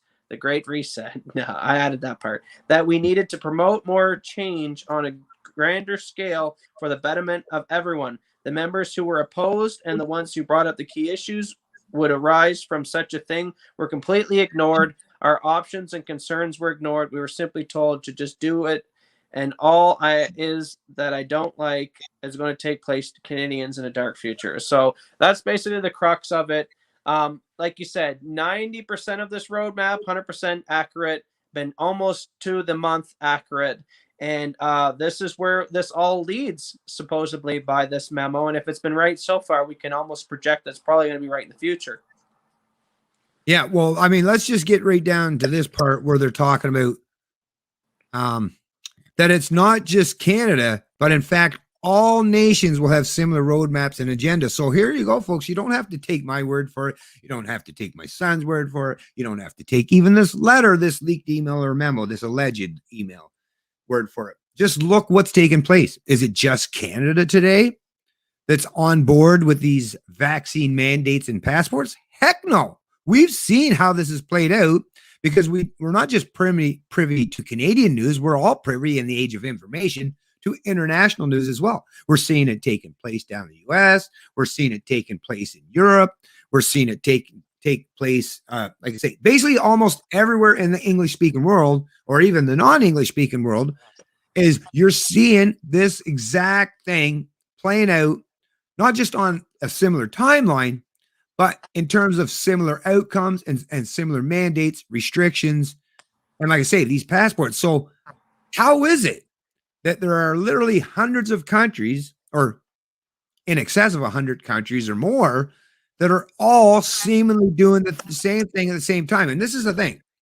There's nothing worse than for people to suggest that it's a conspiracy theory, right? It's a conspiracy theory. Although in reality, if you think about it, what would it mean when you have an entire globe of central planning elites or government officials or people in the media all seemingly doing the same thing at the same time, singing the same hymn and reading from the same playbook? It seems quite conspiratorial in nature, does it not? That's the part that drives me nuts. Is like, but it really does sound like there's a whole lot of people conspiring to do things against our freedoms and liberties, right? Does it not seem that way?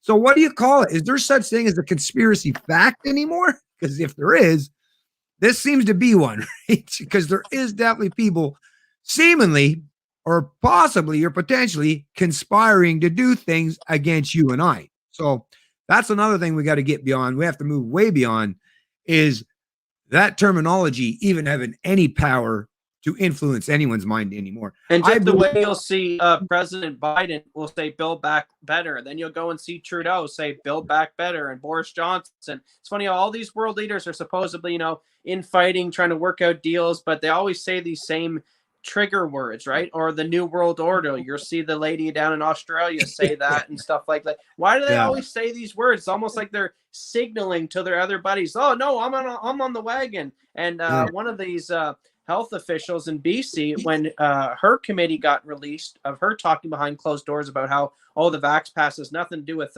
science, it all to do with just basically coercing people to be bringing our vaccination numbers up. That whole committee hearing was called Build Back Better. Like, why is it they always got to have these same similar words? It almost shows you that they are all in cahoots with each other. They all are colluding together, or there is some kind of behind the door script that they all follow. Because yeah, you'll see Doug Ford say no vax pass, that'll divide the nation. And then he always does his little talk where he sits in his little room and you can tell by his eyes, he's watching a teleprompter and he's literally reading word for word what they're telling him to say. You also had that hot mic of the reporter who's saying, oh yeah, I just read whatever the paper says in front of me. So who is running this program? Is it the Klaus Schwabs who gets up and say, you will own nothing and love it? We need a global great reset. The people calling conspiracy theory on all these notions have been wrong and lied to us time and time again, as this live stream has showed. Yeah. And thanks for chiming in there, Lorraine Armstrong. Sounds like a liberal wet dream. It sure does. Except one thing I will do, and I'm bad for this, and I'm sorry, but I have to just point out that liberal, you're correct in using that terminology in terms of the liberal government or people who now identify as liberals. But let's be honest, and I'm sure you would agree with me, Lorraine, is these people are anything but liberal, right? Actually, historically, it would have been the liberals typically, right, who would have been the ones out in front, center stage, standing up in defiance against mandates, orders, or anyone imposing something on their bodies, right? My body, my choice. Where did that phrase ever come from? Oh yeah, the liberal left, right? Or the liberals. So, but nowadays, like I say, the people who identify as liberals, well, just like what we're seeing now with the genders, is things aren't always how they appear or what they seem, folks. We live in clown world, no doubt about it. Anyways, I see Gato has joined the stream. Let's see what Gato's got to say. Give up your property and you will have no debt.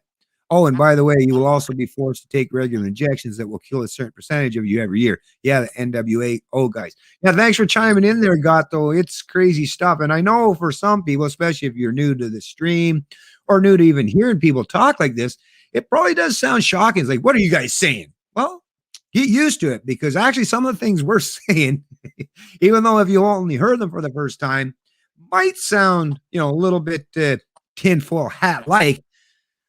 But like I say, if you're not up to speed yet, give it time, because even the holdouts, even the believers, eventually are going to come around and realize, because I'm seeing it time and time again, people are changing their minds. People just 6 months ago who would have said, I don't agree with the thing you say, Bennett.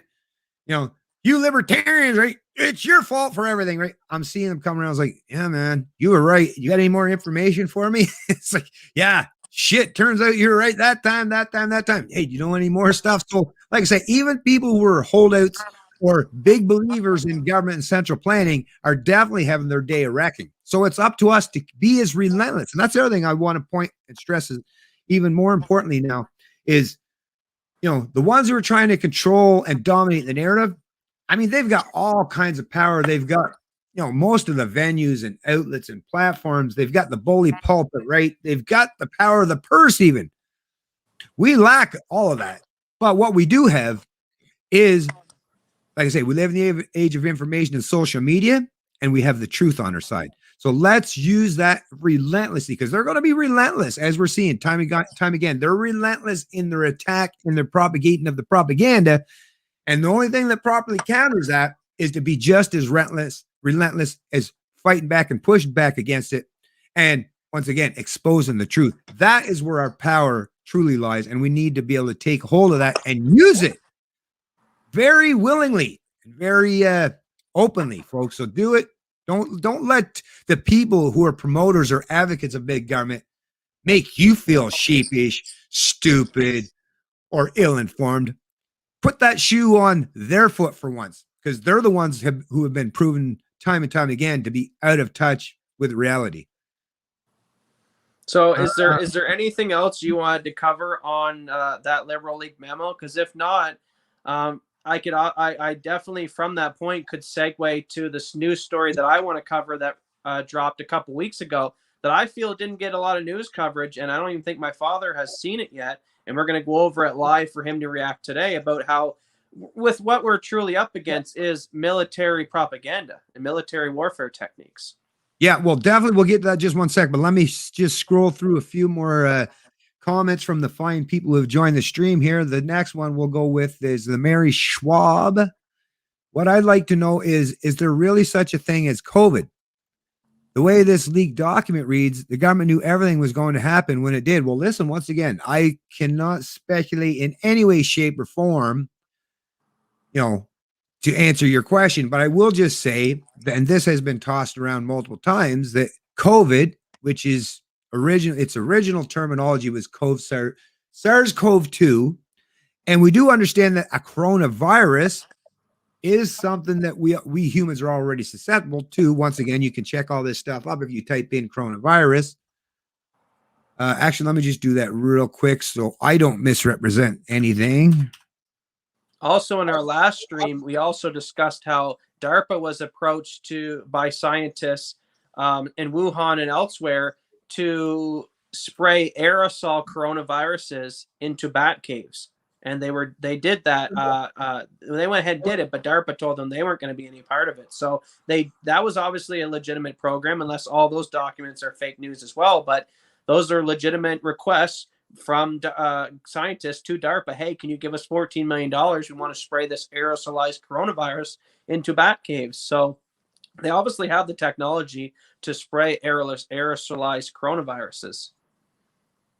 Okay. And if I was a government, it would probably be in their interest to develop bioweapons, right? The same way they develop nuclear weapons. We're in the 21st century now. Why not develop bioweapons, right? You drop a bomb, you destroy all the land, all the infrastructure, the building, the money, the assets. You drop a bioweapon, you eliminate the human population, but maybe all the assets, the thing of value, the materials, the house, the buildings are still standing. So that way you leave, it's a much more cleaner way of warfare, to only eliminate the targets, a more precise way of targeting. Okay, so I'm just going to read this here about coronaviruses. There are many different kinds of coronaviruses. Some of them can cause colds or other mild respiratory, nose, throat, lung, and illnesses. Other coronaviruses can cause serious diseases, including severe acute respiratory syndrome, SARS, and Middle East respiratory syndrome. So basically, coronaviruses are what cause the cold or flu. So we do know that coronaviruses, and we definitely know there's been multiple different types of coronaviruses. I mean, people have been getting the cold and the flu for as long as I've been alive. So we definitely know that coronaviruses exist. And I've even, now, once again, this is speculation. I can't say I know any information one way or the other, but I've heard people speculate that coronavirus, that SARS-2, this coronavirus, COVID-19, is just the most modern iteration or form, or a new form of a coronavirus. So let's see, like a perfect example, if it was something that was potentially result in gain-of-function research in a laboratory, which is definitely a possibility. Once again, we've covered that extensively in the past as well, is whether it was a lab leak in terms of just an accident, or it was something that was done with malicious intent. The fact that it's 19 and it actually came to fruition in 2019, came to exist in 2019, I mean, it doesn't take a whole lot of speculation to come up with hypotheses that, well, it's just the name they've given and designated the most modern iterations. So whether, or let's even go with speculating the potential that it happened naturally in nature as a result of a bat, right? Or a penguin or whatever. Regardless of if you're talking about the lab leak theory or happening natural in nature, it's a newly surfaced virus, and corona or COVID-19, because it is a respiratory type illness, and it did happen and take place in 2019. As far as I'm concerned, it could be anything, right? And a lot of people have said, not just, I've heard from people anecdotally who have even had COVID-19, or people who speculate themselves that it's basically just a souped up form of the flu. And if it ends up being something like an endemic where we have to deal with it every year, that is identical and or similar or almost identical to the yearly flu, right? There is no such thing. You can't eliminate the flu. There's never been any potential to eliminate the flu. It's just that you get your flu vaccine for the most recent variant, right? That comes up the next year, which is why the flu vaccine has been proven, to be very minimally effective in certain years. There's been years I've seen them report on it being only effective in 30 to 40% of the people or patients who have taken the actual vaccine. Why that is, once again, that's just me using my common sense and some of the things I've heard from actual doctors and scientists who talk about these things is, so here's a good analogy. When you get the natural immunity, and this would also explain, why the Israel study suggests that people who contacted COVID-19 naturally have actually got 13 times better protection and less chance of spreading the virus than those who have actually gotten the vaccine. Now, here's the thing. So think about it, even whether you're talking about the cold, the flu, or COVID-19. Whatever example you use, it's all going to be the same thing. So I'll use flu as an example. So the yearly flu, right? You go and get your vaccine. That yearly flu it's a live virus sample. That's what, because prior to the mRNA vaccines, all the rest of the historical vaccines used a live portion of the virus, a small, tiny amount of it, to introduce you, inject it into your body so that your body would create a natural response, but they could do it in a controlled type situation or scenario because you were getting a specific allotted dose of it, right? So not to be overwhelmed. But the problem with that is once you're targeting and your body recognizes by the fact that there's a specific strain of that virus being introduced to your body, well, your body recognizes that it doesn't have to send out the cavalry because it already knows that virus and what its composition and makeup is. So it sends out like a special elite force team, right? Let's say a half a dozen special elite forces to go out and target and combat that virus. And they do a great job in doing that. Well, for certain people, for a certain portion of the population. The problem is that special elite forces, even though they're really good or they can be really effective at that time, it's only good at targeting that specific strain. Now, the beautiful thing about having your natural immune system happen naturally from being naturally infected by a virus is your body goes into a full-on, let's send out the cavalry, right? That's how your natural immune system properly functions, because your natural immune system does not know what kind of virus is being introduced to your body. So what your body does under a natural immunocompromised situation where a virus is being introduced is, like I say, it sends in the cavalry, sends out the cavalry, the whole military, right? Let's say, to target any possible potential of what this virus might be. So it's good at, that's why you're seeing, even for this Delta variant, that the people who have actually been previously infected with the Alpha variant aren't having, or aren't being as susceptible to have it being reinfected, because once again, their body is prepared. It knew that there wasn't just the Alpha variant, but it knew that there's a potential for being other variants, because that's how coronaviruses have functioned throughout all of history. So your body is much better. Now, the problem with that, and this is the one thing I want to stress so that people don't think, well, I should just go out and get COVID-19 and I'll have a much better protection against it. And I'll be the very best. Well, that would be true if you're a healthy person like me or my son. Although I will say, even with my son, he has a slight amount of asthma. So maybe not necessarily, but I'm just saying, if you're a really healthy person and you have no health issues as it pertains to your lungs or your breathing or stuff like that would pertain to any kind of infection that affects your lungs, is my body perfectly could handle it, right? It can be overwhelmed. I might get a little sick, might feel overwhelmed for a little bit because the body's elicited such a wicked response, but I'm going to be okay.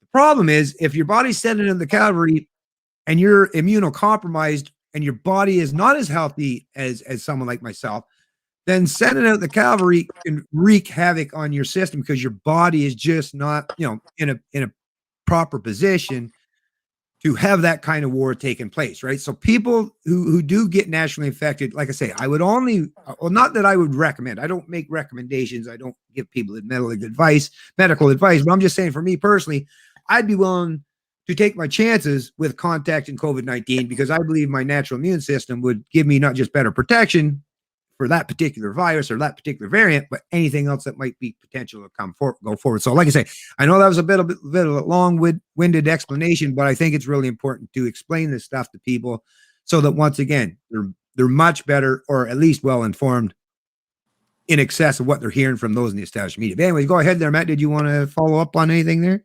Well, kind of the theories that, I mean, let's just put this in understanding. These are theories at this point, right? We theorize about things all the time, right? We have, at one point we theorized whether we were the center of the universe. We theorized about gravity. So theories, I got to start somewhere. So there's multiple theories to this thing. There could be, originally there was the theory that this came from a bat in a wet market, right? That's been kind of disproven at this point now.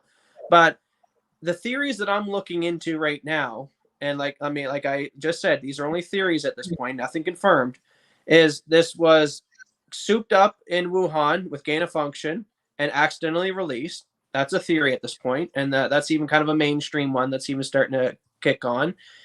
There's also the theory, like she also alluded, that there isn't even a virus, that basically the modern flu has been renamed, and we just been catching that on these PCR swabs, basically, that you're just picking up basically common colds and normal flus that float around.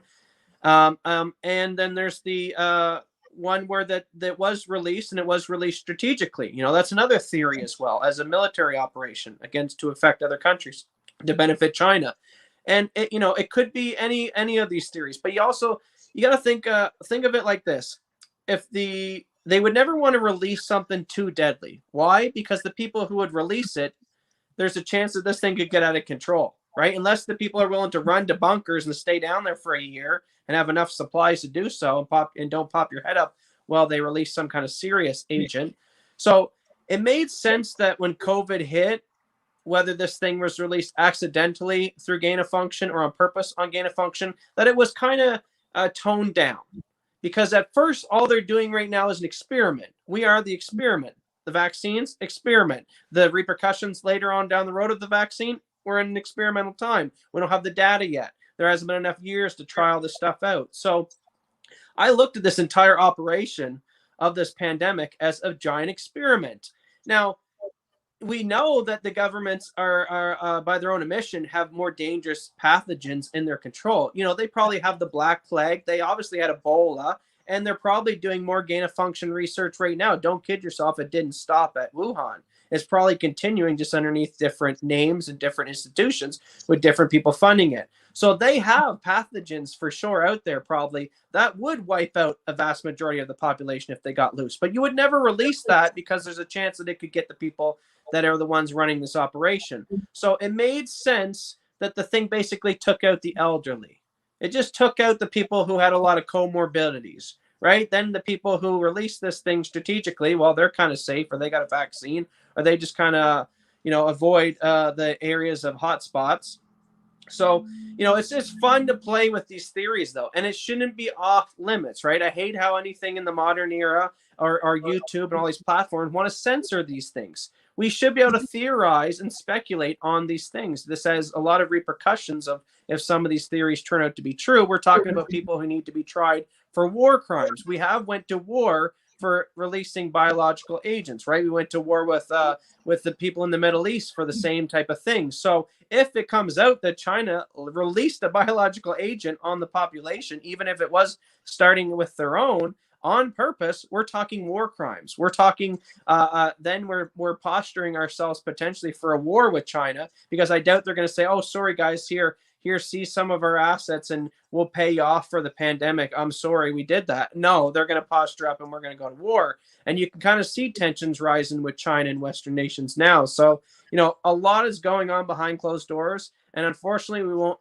maybe never know the official story, but we can know enough of it to understand that a lot that's going on is pretty damaging stuff. So this is the story. We're an hour and a half in now, guys.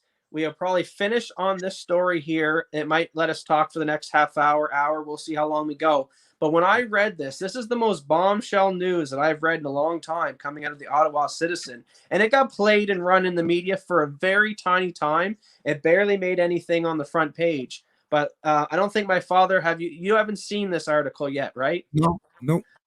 So let's get and break down and read it together. It's a 5-minute read, and this is pretty bombshell information that all Canadians need to know what's going on here. And this is what me and my father are up against. Me and my father are not only up against the CBCs who are out there writing disinformation against our arguments. We're not only up against the censorship of all the platforms we espouse these ideas on, but we're also now up against the goddamn military who is waging information warfare against its own citizens. So let's get into this awesome article. Military leaders. Matt, actually, before you do there, Matt, real quick, I'm not sure if anyone in the chat is noticing this, but on my end, at least, it might be that your mic volume is a little loud or something, because it's kind of, I can hear what you're saying, but it's kind of scratching once in a while, because it's almost sounds like. How about now?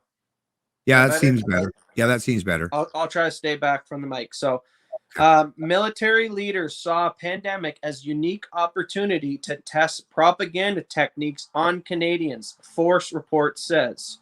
So let's get into it. Canadian military leaders saw the pandemic as a unique opportunity to test out propaganda techniques on its unsuspecting public. A new release from Canadian Force report concludes, the federal government never asked for the so-called information operations campaign, nor did cabinet authorize the incentive development during the COVID-19 pandemic by the Canadian Joint Operations Command, headed by Lieutenant Gen Mike Roulette or Roulin or whatever his name is. But military commanders believe they didn't need to get approval from higher authorities to develop and proceed with their plan. Then it goes on, retired general who was brought in to investigate the scheme concluded in his report. The propaganda plan was developed and put in place in April 2020, even though Canadian forces had already acknowledged that the information operations and targeted policies and doctrines aimed to adversitize and have limited applications in domestic concept. A copy of the December 2nd, 2020 Gosselin investigation, as well as other released document, was obtained by a newspaper using access to information law. The plan devised by the Canadian Joint Operations Command, also known as CJOC, relied on propaganda techniques similar to those used during the Afghanistan war. Our Canadian government is using military information warfare tactics, the same that they're using on foreign soil, such as Afghanistan, they're now using on Canadians. And we're reading it here on this article. Let me continue. So the propaganda techniques similar to those employed during Afghanistan war, the campaign called for shaping and exploiting information, shaping and exploiting, misdirecting, calling us conspiracy theories. Interesting. So the military ran this operation. CJOC claimed that the information operation scheme was needed to head off a civil disobedience by Canadians during the coronavirus pandemic and to bolster government messaging about the pandemic. Guys, how bombshell is this? The Canadian military is using war techniques, information war techniques, warfare techniques. Like my father and me always say, this is an information warfare. We're not joking. The goddamn military is literally going against us and to try to shape and exploit information. And what did they need? What was their justification for doing so? Well, even by their own admission, they needed to do this operation to head off a civil disobedience by Canadians. What's that tell everyone? They just admitted that the military is actively studying our population for a civil uprising. Why the hell is the military gaming that stuff unless it's the military that's going to handle it if things get too crazy? So that leads me to believe that if the military is using propaganda techniques on the population to stifle civil revolt, don't think that the military wouldn't then be on board with rounding up people in concentration camps who would potentially be people that would agitate a civil revolt or activist leaders. guys, this is bombshell information. Huge. I mean, can you let's continue going down here. So the plan devised by the Canadian Joint Operations Command. Okay, wait, let me continue go down here. A separate initiative not linked to the CJOC plan, but overseen by Canadian Force intelligence officers, culled information from public social media accounts in Ontario. Data was also compiled on peaceful Black Lives Matter gatherings and BLM leaders. Senior military officials claimed that the information was needed to ensure the success of Operation Laser.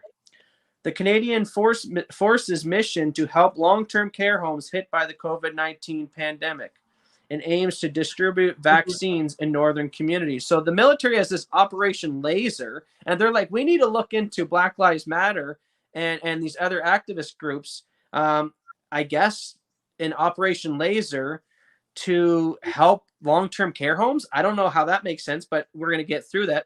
As the BLM organizer have questioned why military officials gathered information on their initiatives, pointing out that they followed pandemic rules and did not hold any gatherings outside long-term care homes. The chief of the defense, the General John Vance, shut down the CJOC propaganda initiative after a number of his advisors questioned the legality and ethics behind the plan.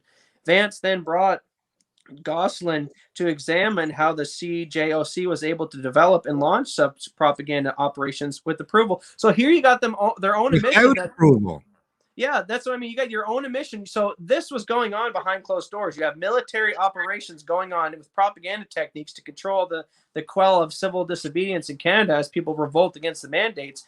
And even their own internal other government agencies, one over here, finds out what this hand's doing, and it's like, guys, shut that shit down. This shit's illegal. What are you doing? You're our military and you're using your own military on your own domestic population. I think there's rules against this stuff, guys. So here, even in their own Ottawa citizens' admission, the government shut this shit down months after it started because this stuff looked dirty as hell. And did it really get shut down, or did it just get moved to under the table, or done now not in the public eye, or maybe next time they're not going to reply to that freedom of information request? So let's continue. We're almost done the article here. Then I'll let my father discuss and hear his thoughts. So Gosselin's investigation discovered that the plan wasn't simply the idea of passionate military propaganda specialists, but the support for the use of such information operations was clearly a mindset that permeated the thinking at many levels of the CJOC. They all loved it over there. They all supported it. They were like, what do you mean that we do this stuff over here like every day? Those in command saw the pandemic as a unique opportunity to test out such techniques on Canadians. The views put forth by Admiral Brian Centurpa, then CJOC's chief of staff, summed up the command's attitude. Jocelyn noted in his report, this is really a learning opportunity for all us and a chance to start getting information operations into our CAF DND routine. The command saw the military pandemic response as an opportunity to monitor and collect public information in order to enhance awareness for better command decisions. Gosselin also pointed out that CJOC staff had palpable dismissive attitude toward advice and concerns raised by other military leaders. The directive for the propaganda plan was issued by CJOC on April 8, 2020, but it took until May 2nd of that year before Vance shut it down. Jocelyn recommended a comprehensive review of the Canadian Force Information Operations Policy and Directives, particularly those used that may impact activities of domestic missions. There's still ongoing debate inside the national back away from your mic just a bit there again or something. There is still an ongoing debate inside National Defense Headquarters in Ottawa about the use of information operation techniques. Some public affairs officers, intelligence specialists, and senior planners want to expand the scope of such methods in Canada to allow them to better control and shape government information that the public receive. Others in the headquarters are worried that such operations could lead to abuses, including having military staff intentionally mislead Canadian public or taking measures to target opposition MPs who criticize the government or military policy. Military propaganda techniques and incentives within Canada over the last year have been proved to be controversial. The Canadian Military- forces. No, but hold on. It was military propaganda training and initiatives. On initiatives, okay, yeah, within Canada over the last year proved to be controversial. Some crazy stuff, huh? So, I mean, that's pretty much the gist of it. But now that you've seen this for the first time, Dad, react to this. Okay, the military was sanctioned and used, and over in this department, the CJOC, the whole staff, like the detective who looked into this, found out that when I went over to investigate, every floor was like, oh yeah, we're okay with this. We're using propaganda warfare techniques that we use in Afghanistan on Canadians to shape and exploit information to quell any kind of civil disobedience. The military is being used to do that. How do you feel?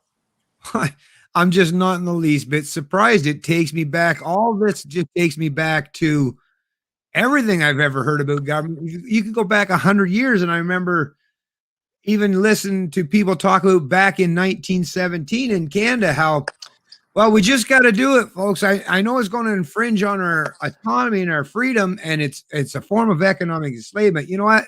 We just got to accept the fact that the government's going to take 3 or 4% of our income against our will under the legislative act deemed or labeled the War Tax Measures Act. Check that out. I'll place a link to that in the description of the stream as well, folks. But yeah, in 1917, Canadians at that time were told in order to pay for World War I, which once again, the point of World War I was go across the big pond, the Atlantic Ocean, and fight the fascists, right? Fight the authoritarian collectivists, right? That was the point of tens of thousands of Canadian men dying, was to fight against them. And to pay for it, well, we just got to introduce this. Don't worry, it's just temporary. It's just a minor thing. We're just going to introduce this thing, this temporary bit, and you'll just have to pay for the War Tax Measures Act. It'll be done in over 2 weeks to flatten the budgetary curve, right? And what are we, 100 years later? And it's not 3 or 4%.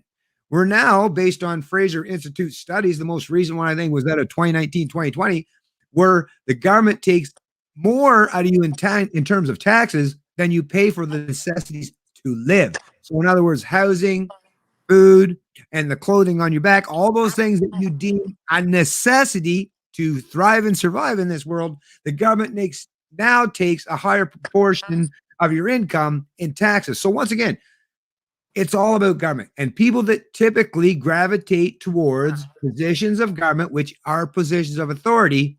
Yes, the minute you give them any tool or any means at their disposal where they take more authority or more control over the population, to me, it's a no-brainer, folks, which is why historically, whether you're talking about conservatives or even back in the day, classical liberals, that all agreed. This is the thing. There was no disagreement historically in Western countries such as Canada.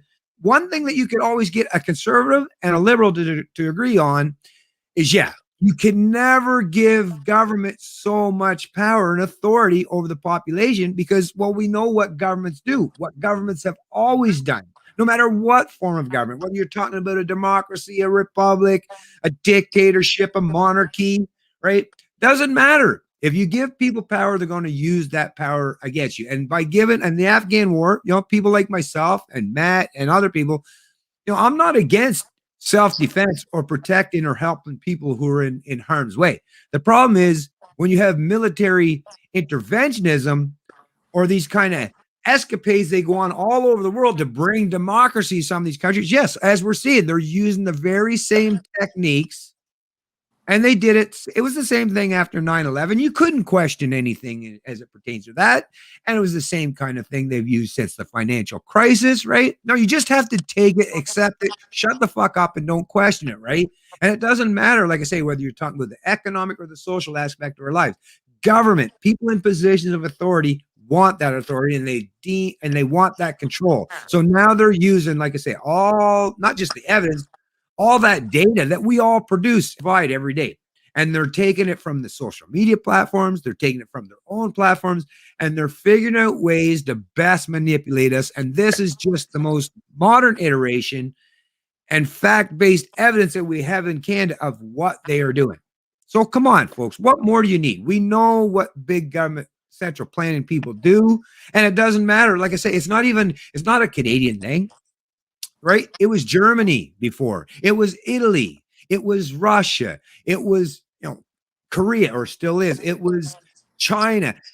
Like I say, you can never. That's the one thing we in the West, mostly predominantly English speaking countries, or those who respect individual rights, we understood this. This was the whole point, or one of the points of the Enlightenment era, and understanding and thinking about things critically is we cannot do that. We cannot relent our sovereignty, give it up, and put our faith in the hands of these leaders. Well, rulers is a more appropriate way to describe them. It's a bad idea, folks. No matter what side of the political divide that you fall on, it has never been a good idea to give certain people that much power, authority over you. I mean, this headline from the Ottawa Citizen, now they played it down. Their headline was "Military Leaders Saw a Pandemic as a Unique Opportunity to Test Propaganda Techniques on Canadians." It basically should have said, Canadian forces caught using weaponized propaganda techniques on local domestic population. And I imagine if you just asked every Canadians in a poll, do you think it's a good idea for your Canadian military to be using weaponized propaganda techniques on the local population? Whether you're a lefty, a righty, a green, whatever party you come from, I'm probably, if you wrote the question that way, most people be like, no.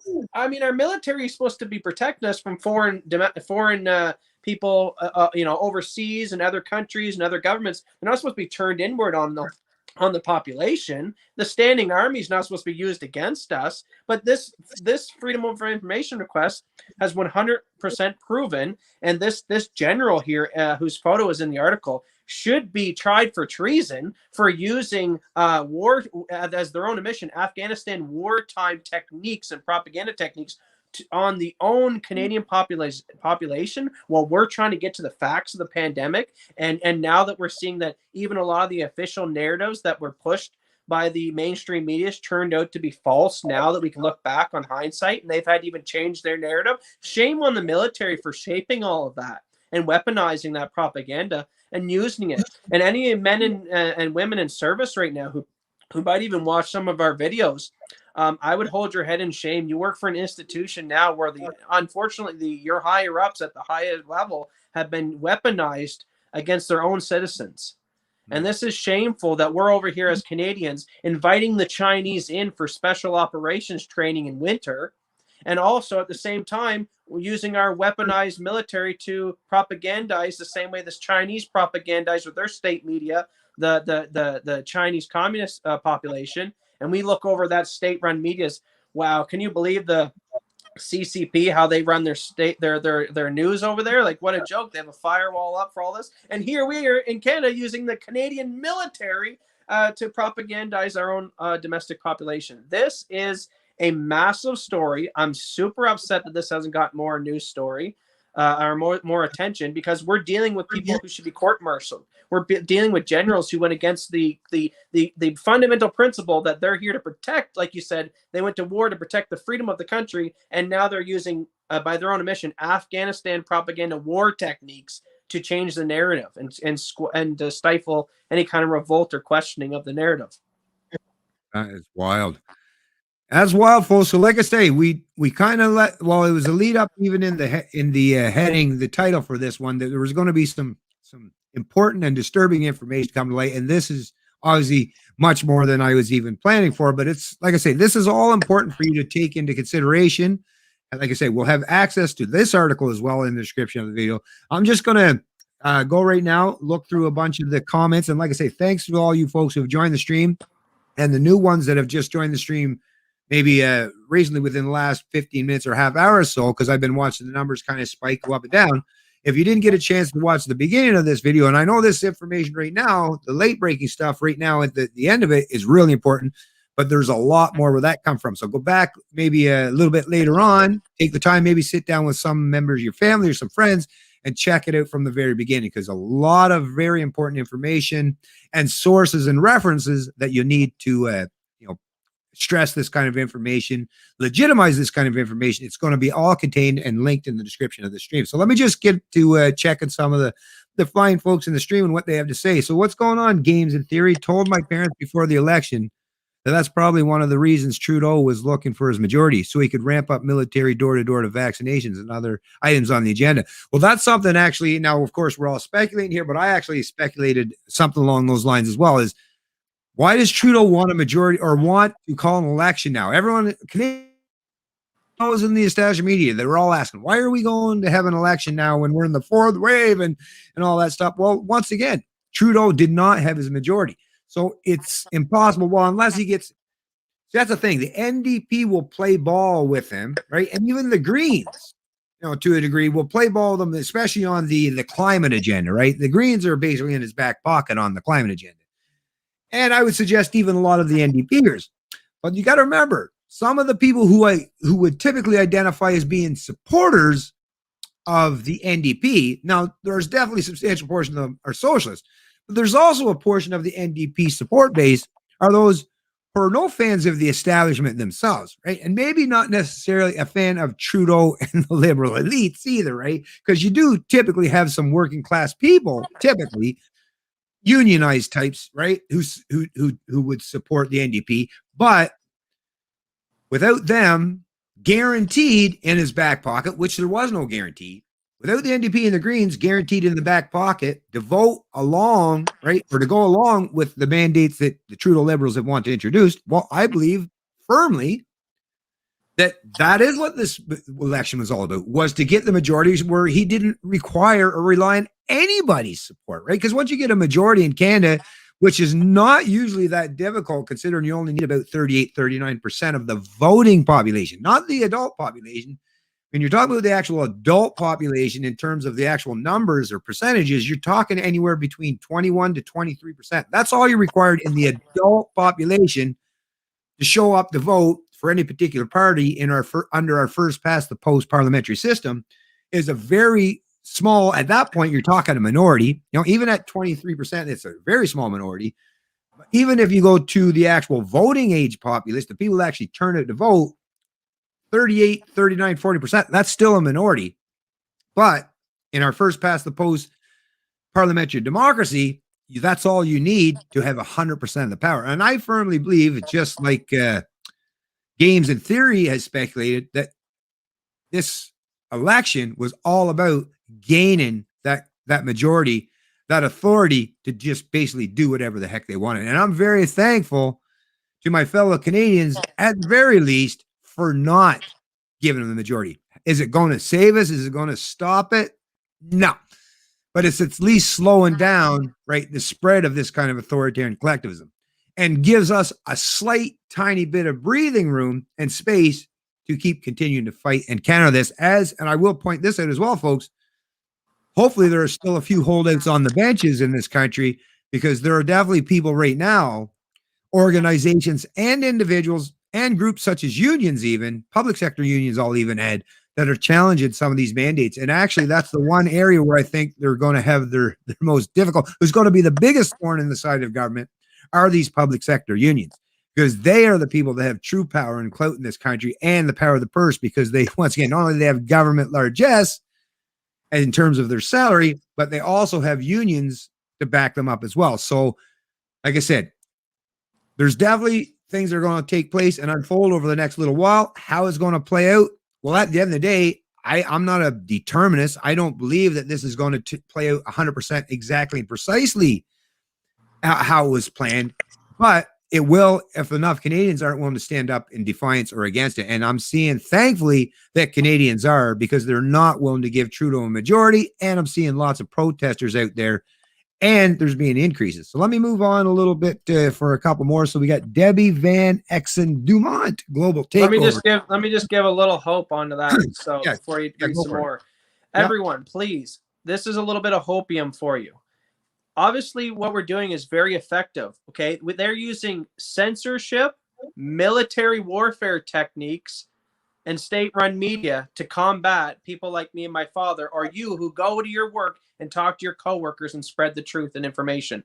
Okay, your words and your ability to speak up, say no, and not comply to this stuff, and never shut up. Keep spreading the truth. Keep sharing the message. Do whatever you got to do to get this stuff out there. It's so damn effective obviously, or they wouldn't need this. They're using a billion-dollar military operation apparatus and all the state-run media and all this censorship to try to combat you. That should show you how powerful your individual voice is, and don't ever think it's not. Yeah, sorry. I was just scrolling back up because I scrolled down to the to another comment and it just opened up a whole bunch more. So obviously you folks are really actively engaged in the chat section here. And sorry about that. I'm going to have to scroll down a little further. I'll just get to this one, then I'm going to go down to the bottom and work my way back here. Look at Australia. It's a mess. Hard lockdowns in the east and virtually life is normal in the west. Difference is the west closed their borders and nearly no cases.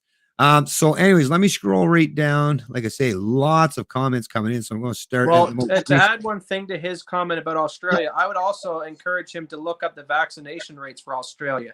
So I find that the countries that are the least vaccinated or kind of refuse it the most seem to get really harsh. Well, at least Western nations anyway, seem to get harsher lockdown measures as a way to kind of punish them. So I think Australia got such a heavy-handed tactic, unlike some of the other Western nations, because over here in Canada, we rolled up our sleeves and 85% of us said, here you go. 85% said, no problem. The military propaganda worked for Canadians. Now, in Australia, not until recently, since all the harsh lockdowns, they were not really getting vaccinated. For a while, they're like 20, 30%, while Canadians were almost twice that. Now, you'll see their vaccination rates reaching our levels now, only because they've been beating up their grandmas and breaking in their businesses for the last couple months. But notice the same with Alberta. Watch geopolitically, watch certain areas. Now, New Brunswick is another, where my father is. It's more of a more of a rebellious, more Republican, a conservative area in some areas. Now, it's definitely got its liberal tendencies over there as well. But you watch Alberta and New Brunswick and some of these nations or these provinces that are a little bit more anti-lockdown will have some of the probably harshest lockdown measures in the next couple of years or so, because they will be the ones who need to learn their lesson the most. And the ones that are rolling their sleeves up, no problem, complying, giving them the 85, 90%, they're going to leave them alone. They'll give them moderate lockdowns, but they'll allow them with their vax passes to enjoy their freedom. Yeah. And so like Rob Padley saying censorship is modern day book burning. 100% agree with you there, Rob. We got Sina Allegria. YouTube algorithm seems not censoring videos under category comedy unless it is offensive language. Comedy cannot be accused of fake news. That's a great thing to point out. And if you can make it into a comedic thing, that might be another possibility to well, maybe I'll roll up another tinfoil hat. I'll wear it the whole live stream, and I'll just pretend like I'm a tinfoil hat conspiracy theorist. But in actuality, I'm talking pure truth, but it's comedy. Maybe I'll get through the algorithm. Yeah. Well said, Cuba Bound. That is a great thing you're saying there. I just want to read that. What Cuba Bound said is the only thing that gives authority power is people's belief in it. And that is so true. No one rules if no one obeys, folks. But as we see, there are a lot of Canadians who are big believers in authority and are handing over. But don't be too hard on your fellow neighbor. He does have military warfare time propaganda techniques being used against him. So it's not like he's just going against. He's just ignorant, walking around with all the facts in front of his face. These people have censorship, state-run media, and military warfare techniques being used to condition them to hate you. Yeah. Hi, Annika Rika. Always great to see you, whether you're early, late, or anytime. Really appreciate you joining the stream. Thank you very kindly. Good to see you, Cuba. Okay, what else we got here? So we got Trish. Thank you, Trish, for joining the stream as well. Trish saying, funny if you look up Theresa Tam, her name comes up as Tan Yong Shi. Never worked a day in her life, only by book reading. Well, I know a lot of bureaucrats in a lot of institutions aren't actually doing much in terms of being in the medical field. They're basically bureaucrats, which is why I would trust talking to, your local doctor, although that's not a guarantee either. But yeah, some of these bureaucrats, their credentials aren't exactly or precisely what you would expect of someone that's in the medical field in terms of their experiences. What else we got here? Okay, we got... Scroll up here. Anna and Steve G. Government is just big, sad joke. Fuck the system. I'm with you there, Anna and Steve.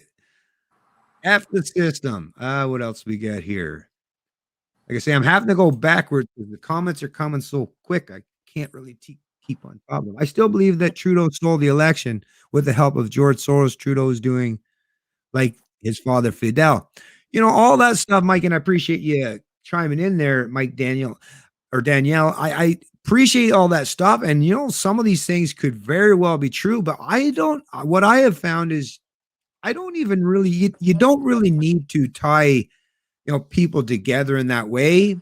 Um, Not saying you're incorrect in your assumption, but I find depending on how you deal with situation, and George Soros, definitely no fan of George Soros. The problem is the way the media has so thoroughly propagandized the mind of most people.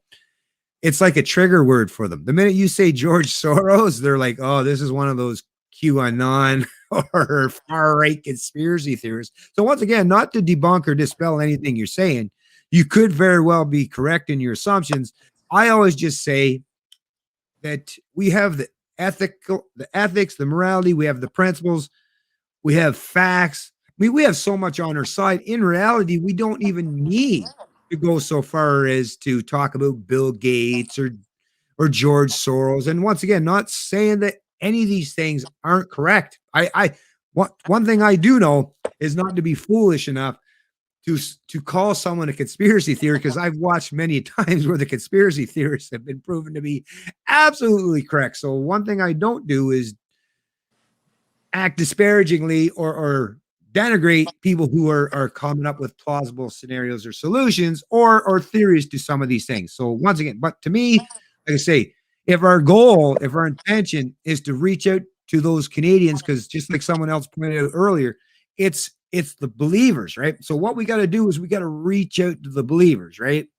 And we got to be able to produce enough evidence and honest, dialogue to these people without challenging their authority or their gods. Like the minute I just think of it, if I went up to a religious person, a fundamentalist Christian per se, let's say, and said, there's no such thing as that particular God you believe in, they're not going to listen to a word I say after that, right? So might not be the best way to handle the conversation is to suggest to them that there are certain people that are the puppet masters, which once again, definitely a possibility, but let's like I say, let's try to do our best, because our opponents, like I say, they've got so much to use against us, and really what we have that is the ace up our sleeve is the truth, is the facts. If we got those on our side and we keep propagating them and keep hammering away on them, that'll do a much better job than talking about George Soros, as far as I'm concerned. But of course, I'm not here to tell you what to say or do. You do you, I'll do me. Anyways, so True News I've seen, is that, Mike Daniel, True News, is that True North News? Because I know might actually be another site that's actually called True News, but I know True North News, maybe that's the one you're talking about, which is Andrew Lawton. Actually, some of these folks were actually contributors to some of the established media sites, but they ventured out on their own, and thank them for doing so. But I definitely respect and support the fine folks at True North News, if that's the one that you're referencing to. Anyways, like I say, we're at 2 hours, so sorry, folks, if I didn't get to the rest of your folks' chats. I'm going to let Matt here say a few things, and then we're going to tie up the stream there, folks. All right, so final thoughts for me, at least, or what I want to put something back and forth to you, is predictions. I always like to give predictions. Even if they're right, they're wrong. We can only speculate, but it's fun to see how our speculation becomes true. So I want to ask the chat, and I want to ask you, and then after you guys all answer, I'll give my thoughts as well. Actually, maybe I'll give mine first. So chat right now, let us know, where do you see everything a year from now? What's going on? Do we have a social credit score at the military now in the hospitals? Like, where do you see everything going?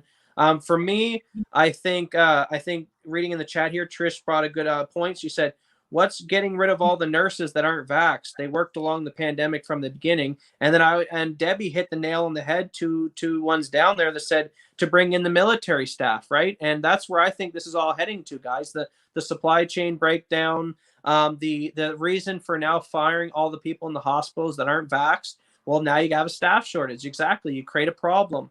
And now you get the solution, which is what they always wanted to do, bring in the military to the hospitals. At the end of the day, if the military is being used and they're using Afghanistan wartime propaganda techniques to quell civil disobedience and move the narrative and shape the narrative, like they say in their own names, of the pandemic, don't fool yourself to believe that the military won't also be used in other aspects of this pandemic. So if they're being used for propaganda techniques, they'll probably be used in the hospitals. They'll probably be used at the borders. They'll probably be used to go to the houses of the individuals who refuse to get jabbed as this virus continues on for years and years to come. So my prediction in 1 year from now is I see more military involvement in this stuff. I see police taking more of a back-handed approach, starting to step away from the front lines, and seeing military being more involved in the hospitals, more involved on the checkpoints.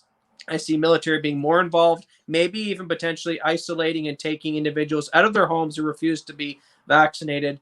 And all of this is speculation. This is all me foreshadowing, and it can be stopped if we put up a big enough stink about it. And I also see them pushing the narrative in the next couple months of, you better do your shopping for Christmas now, because once Christmas actually hits in December, there will be hardly any toys on the shelves. I see a breakdown in the economy. I see a breakdown with supply shortages. Eventually, see, things slowly got to pan out. So all these ships sitting around waiting to be docked and have their goods taken off them, that's going to take a couple months before we really start feeling the effects of that. I think it'll really hit us around Christmas and the New Year, and gas prices as well. All that stuff is continuing to go up. So my prediction from 1 year from today to 1 year later is you're going to see more military involvement in the pandemic, economic supply chain breakdowns, and maybe not a full-on economic crash, but we're going to be a lot worse off than we are today.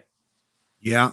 That's one thing, like I say, and as you know, I usually typically don't get into the prediction scenarios, but one thing I will agree on, that's a safe bet for anybody, is I definitely believe things are going to get a whole lot worse before they get better. That's just the reality. And obviously someone said the health pass, that's going to be all bulked into the social credit. We know that's coming as well. Yeah. That sounds like very, very much like something that's definitely going to take place. Anyway, I just want to thank Fraser McBurney. Really appreciate there, my friend.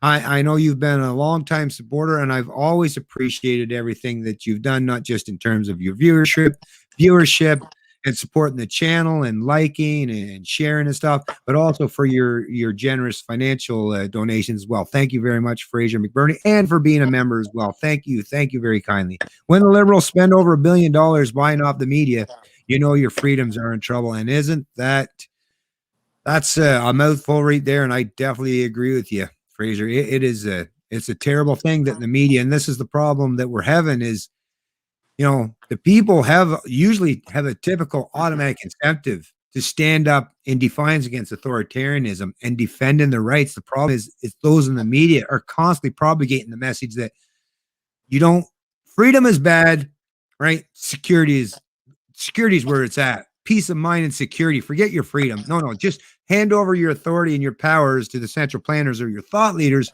aka government, and those of us in the media. And don't worry, we've got your best interests at heart, which of course, unfortunately, a lot of Canadians are falling for hook, line, and sinker. And I'm very saddened by it. But like I say, we live in the age of information. We're doing our best, and it looks like we're actually doing a fairly decent job, considering we are the proverbial David versus Goliath. And it looks like our one little slingshot and our tiny little stone is actually having a profound effect, because we're seeing the rise of people, especially now with the vaccine mandates and passports. Early on, the first year, I got to tell you, folks, I was losing hope, but I'm seeing actually the rise of people, because when I hear from people that typically would disagree with me, but now are coming around to agree with me, that's a litmus test for me, because that's someone.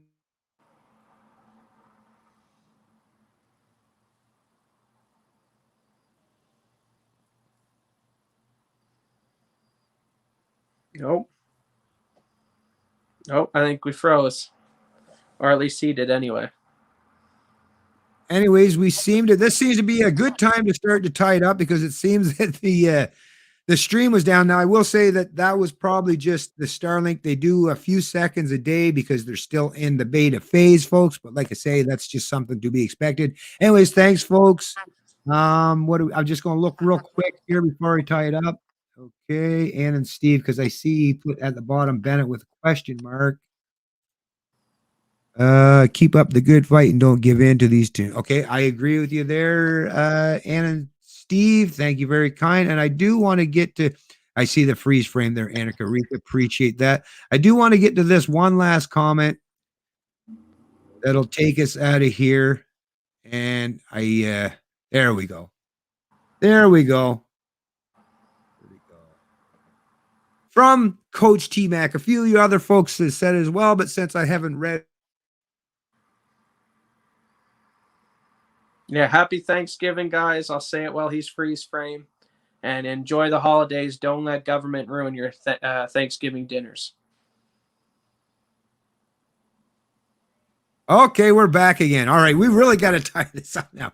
All right, so like I say, thank you very much for wishing us all happy Thanksgiving, and I'll say that to the rest of you too. Whether you're Canadian or anywhere you live or reside, make sure you're enjoying time with family and friends and enjoying this Thanksgiving. I'm like I say, I'm not telling you to break any rules or anything, but once again, I also recognize that people need. That's the thing. If you're going to deal with any potential threat or circumstance or situation that may cause potential harm to you, there's no better way to do it than surround yourself by the people that you love and your loved ones. And like I say, that's the thing to do. So we're going to tie this stream up. Like I say, thanks for all you folks that joined it. Thanks for your donation and your generous comments. I'm always pleased to see that even if I ever ran out of things to say, which usually doesn't happen, it's always nice to see that you folks are always actively engaged in the chat. And I'm really appreciative. And thanks to you, Matt, my amazing son, for doing another live stream with us. And we got more for you folks that are going to be coming up in the future. Another venture that me and my son are thinking about taking on is just doing things and maybe starting another channel that's maybe not dealing with the heavy stuff all the time, and maybe get into some more light stuff and talking about tutorials and how-tos and all of those kinds of things. So there's stuff that's in the works, folks, and I'll leave it up to you folks to go and just enjoy your weekend. And like I say, have a happy Thanksgiving, and we'll talk to you again soon. It's Canadian Libertarian, and I love liberty.